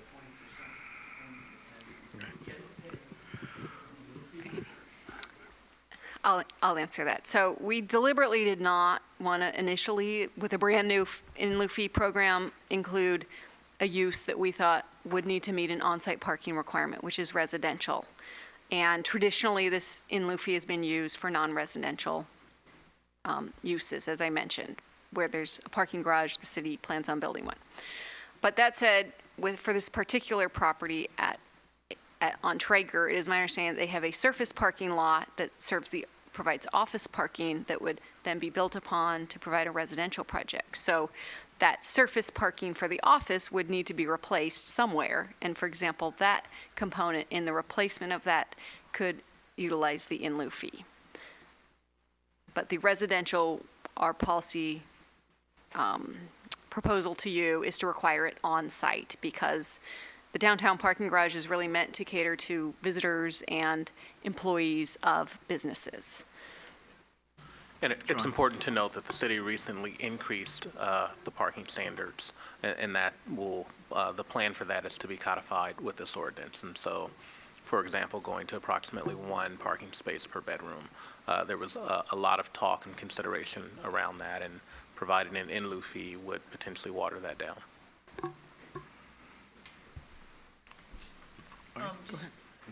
I'm sorry. I just had one comment. In the report, it mentioned the unbundled parking, and that would be like on a case-by-case basis. But I don't like unbundled because I just see where, new developments will eventually start to sell the parking at an additional cost. And when you can't afford rent as it is, that's one more thing that you're not going to pay for. So I'm always concerned when parking doesn't come that's required with the complex.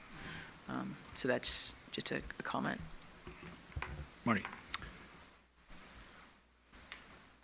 To our first question about the concerns about the mechanical stackers, what's the concern and what's the answer? I'm not sure. Sure. So in the draft regulations, we allow for up to 50% of mechanical parking with a non-valet, and then up to 55% with a valet assist. One of the things that, this is a study session, and so these are not final recommendations, but we've had a lot of conversations and issues have been raised around, well, if you can get 50% without valet, just getting an additional 5% by incurring the expense of a valet may not be that beneficial. And one of the things we want to do, because we know that these mechanical systems are constantly improving and the design of them are constantly improving, is we want to allow flexibility. And so we are having internal discussions about raising that with valet assist up to 75%. Knowing that it will have to be a discussion and an agreement. One of the things that is a concern is ensuring that the parking spaces, frankly, are large enough to fit the vehicles that people are driving. And so looking at the vehicle mix and studies on that may be something that we look at when we increase the volume higher than from 55% going to 75%. But we want to be able to provide an incentive for mechanical parking, and we absolutely want to make it be something that is appropriate for the user. And one of the things about mechanical lifts is that what really matters is how long it takes me to get my car in and out. And you take away that the queuing time of people driving around, but there's a limit to how long people think is appropriate to sit and wait for this high-tech thing to bring my car down. And so we just want to really look into that, but we think moving from 55 to 75 would be appropriate. And so when we come back with the final recommendations, that very well may be in there.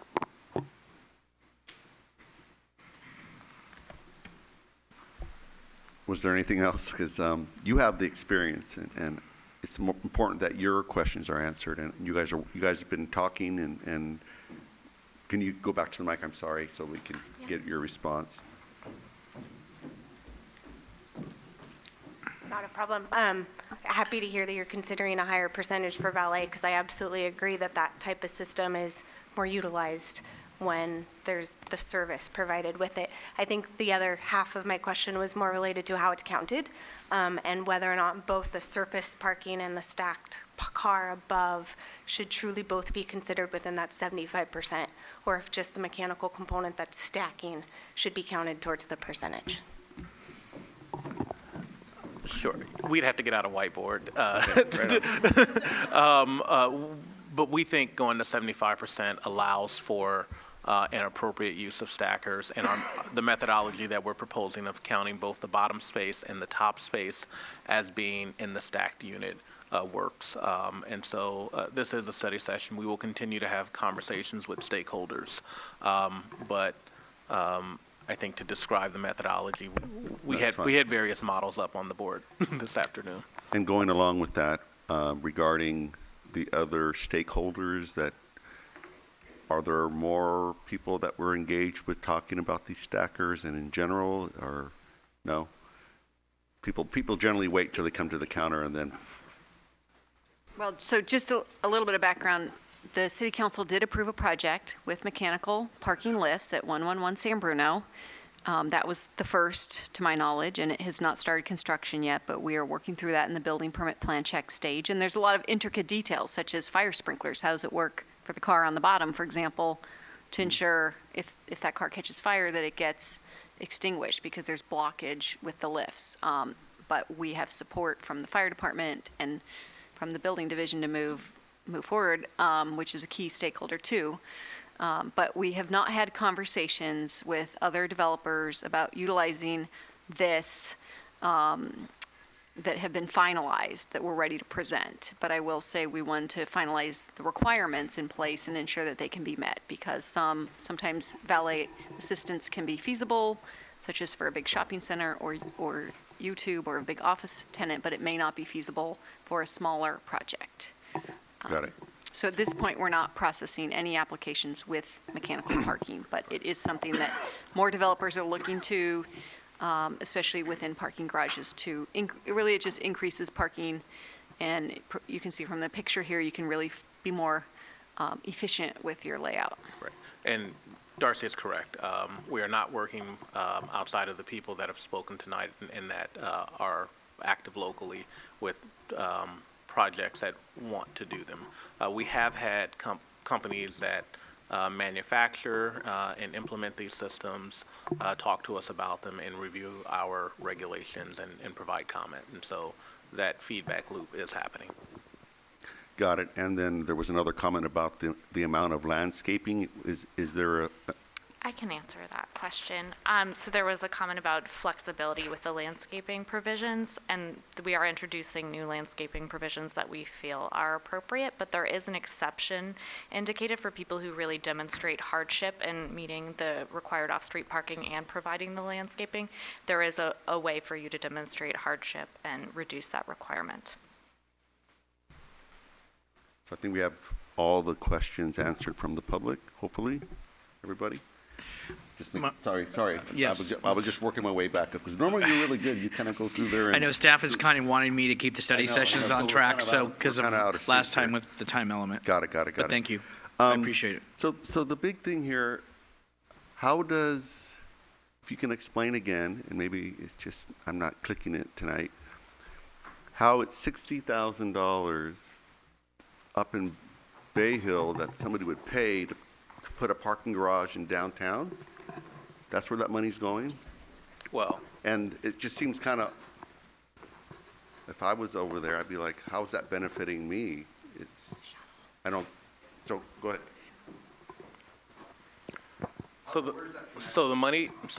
The in lieu fee money would go into a fund. A portion of that could support a downtown parking garage, which has been expressed by this community and this city as a need. I think your other question is, what is the rationale and the basis for the in lieu fee? The basis for the in lieu fee is in part the analysis that Jason went through, but it's also making sure the fee is lower than the cost to construct a subterranean space in Bay Hill, but not too low where there's a fee out and essentially the city is making it extremely advantageous to not provide parking and to fee out. And so the purpose of an in lieu fee is to have it be a fee that will be paid because it is cheaper than the next alternative, but not too low where you provide a significant incentive to fee out. And so as Jason's analysis showed, there's a significant difference between what it costs to construct an above-ground parking space in downtown versus what it costs to construct a subterranean space in Bay Hill or elsewhere in the city where you have to do subterranean. It's also important to note that the reason why there are lower fees in the downtown and for small businesses is that is a policy option that the city council has, and part of the recommendations has the city council taken advantage of that ability to say, you know what, we do want to have some economic development initiatives as a part of this fee setting methodology, and we have businesses that can expand, and so having a small business exemption and having reduced fees in our central business district that has small footprint businesses is a policy objective that we want to further, and so we're willing to have reduced in lieu fees there. Got that. If I can follow up then with the 2,500 square foot exemption, how many of the businesses that are currently in San Bruno downtown, it would seem like most of them would be okay with not, I mean, that's free parking at 2,500 square feet, right? So how many of the outliers that need that additional space do we have? Extremely complicated analysis. It depends on the business. It depends on the use that they are in, that they want to change to. It depends on how much. You may have businesses that are not changing use. They just have extra square footage that they would like to take advantage of that they can't take advantage of now. It's really a case-by-case analysis, and so I can't say X number of businesses downtown would use this exemption. Okay. I think that's all my questions. No, you. I got one more thing. Please. Sorry. So you mentioned the neighborhoods, there's a component there, and that widening the driveways is one thing, but not allowing an extension of the curb cut.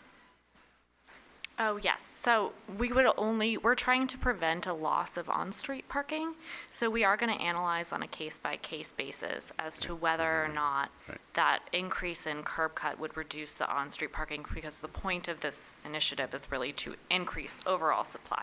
Right. So as a former public works inspector here, I had to explain many, many times to residents why we wouldn't allow the curb cut to be extended, even though you can look, there's a 6-foot space between driveway to driveway, and why we couldn't allow them to extend the curb cut on that side, because you're never going to find a 6-foot car.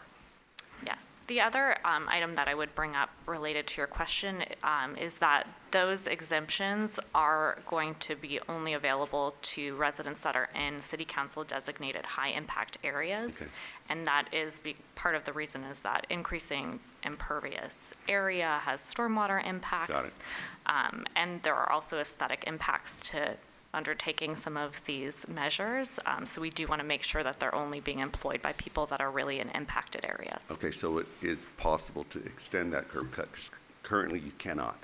Yes, you can extend the curb cut, but you have to show that there's no net loss of on-street Got it. parking. That's So it'll what- be a really case-by-case Got it. basis Okay. as to kind of where your neighbor's curb cut is, basically. Excellent, excellent, good. Thank you. That's it. Michael. Thank you. So I heard that there are going to be some changes to the landscaping requirements, but one of the comments I heard was where there are some requirements for the storm runoff in addition to what would be considered new landscape requirements. And so I'm wondering, is the storm runoff documented? Is that requirement documented somewhere else in our code? Because I know it's not, I didn't see it addressed in anything we had here. So that's regulated under the C3 requirements, which is separate from the parking ordinance. Okay, Have so that'll Chevy talk remain. about that. But is there, or can there be some sort of an offset where if that's being addressed and it has helped to beautify and also protect the runoff, that it could be considered in Yes. place of? So, sorry, to clarify though, the C3 is a regional stormwater requirement, not anywhere in the city code.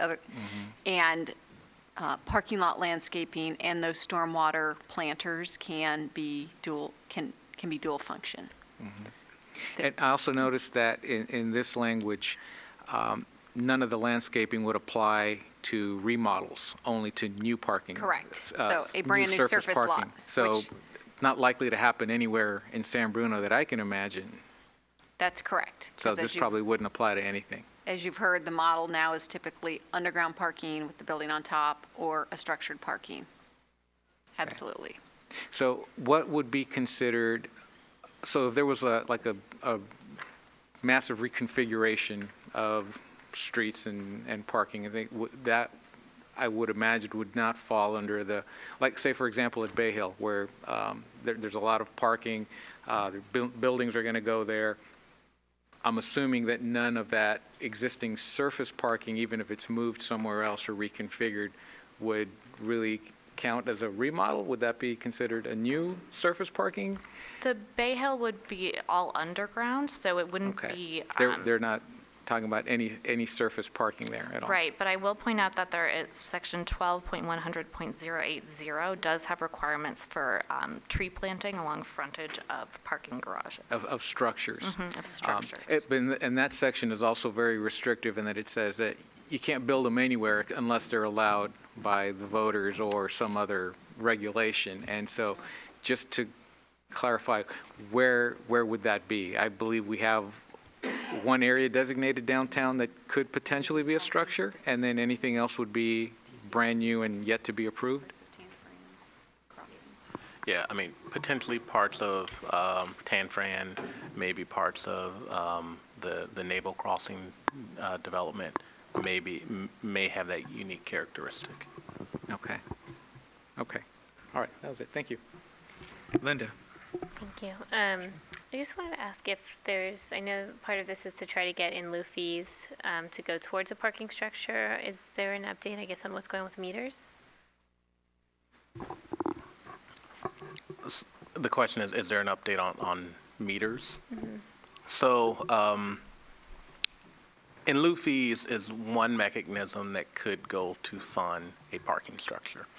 One of the things we talked about, I think earlier in the fiscal year and around budget time, is that the city is looking into paid parking in downtown, both on-street and off-street.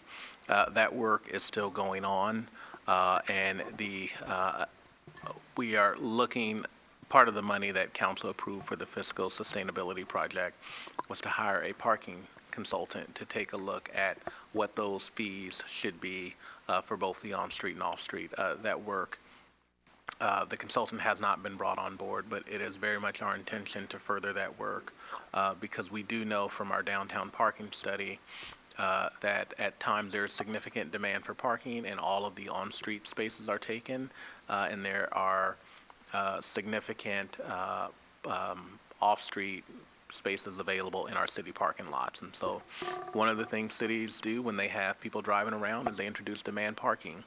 And you make it a little cheaper to park in the garage than to park on street.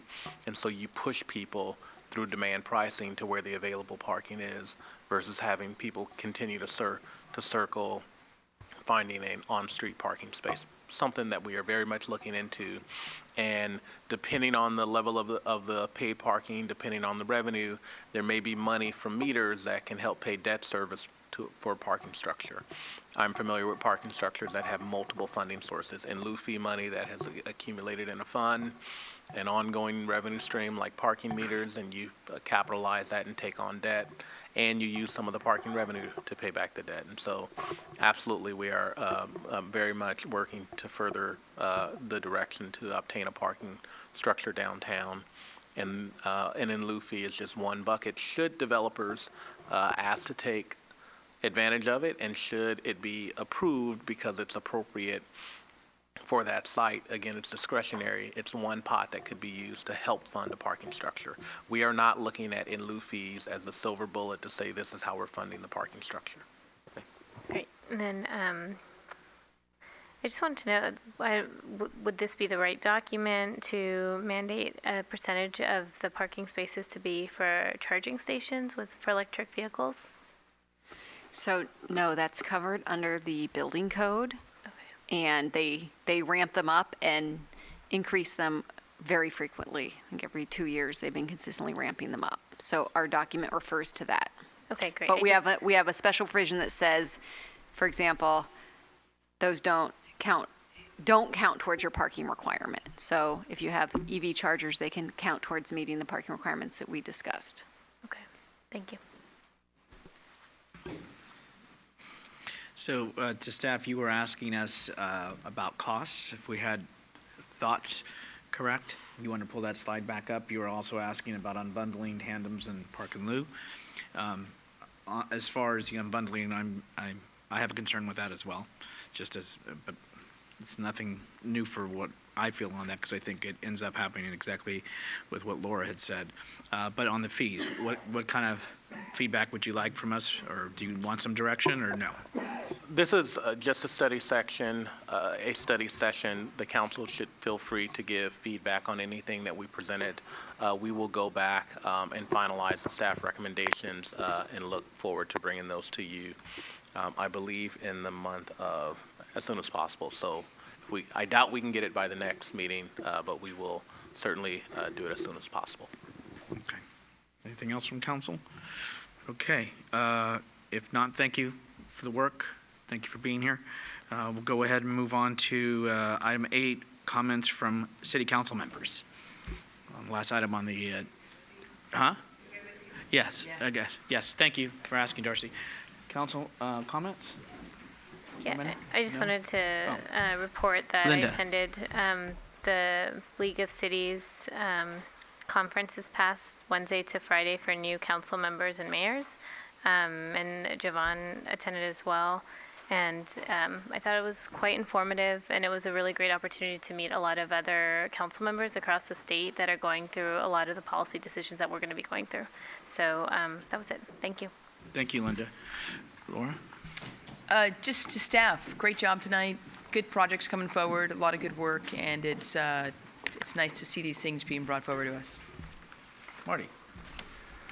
There's a Lions crab feed here on February 8th. It was a really good event last year for people who went. I'm sure they could attest to that. So, yes, very good crab and a lot of fun dancing. Tickets are available from the Lions. It's on Facebook and Nextdoor and everywhere else. So, have a good week. 2 things for myself. First and foremost, I think on behalf of the council and the community, we want to thank our police chief, Ed Barberini, for his time and service to San Bruno. And we certainly know you're not going far, but we wish you the very best. And must say, you obviously have, in your time in San Bruno, I will tell you, I think you attend more events than the city council does, not only just here in this community, but outside. You're well respected, thought of, and obviously you've had to deal with some crisis in this community, and you have certainly seen us through those times. And so on behalf of all of us and this community, we want to thank you for your service to the city of San Bruno, and we will probably be seeing each other in our travels, and if not, we'll come down and see how your new office looks. But thank you very much, Ed, to everything and for what you have done for us in San Bruno. Second thing is, this is one thing, I guess I'll say, what do you like about being the mayor and what do you don't? We won't go through the list of nots. Let's go through the list of positives. Very nice, unique experience in South San Francisco at the Elks Lodge. And this is my 3rd one I've been honored to do, and that is to go meet Nancy. Nancy is here on the board, and of course, she's, she has, you can see her name, but she says it's Nancy. And when you turn 100 in San Bruno, whatever you say, you get. And so it went down, and they had friends and family. She lives here in town. Has been here for quite some time. Came from Italy. She has the accent, which is just adorable. And she still's going strong, doing great. Family was exceptional. And of course, the talk goes, so what makes it so good? Because now this is the 3rd one. So I always like, the last one was laughter. This one, it is true. She likes having a little red wine. So that may be that secret. So as that day in South City, we were toasting together with red wine. So we want to wish Nancy a happy 100th birthday and wish her and her family well. And the family sent those pictures, and also wanted to thank the council for acknowledging her. So thank you, everyone. And we'll go ahead and adjourn to our next regular city council meeting right here, February 11th, 7 o'clock at the San Bruno Senior Center. Meeting adjourned.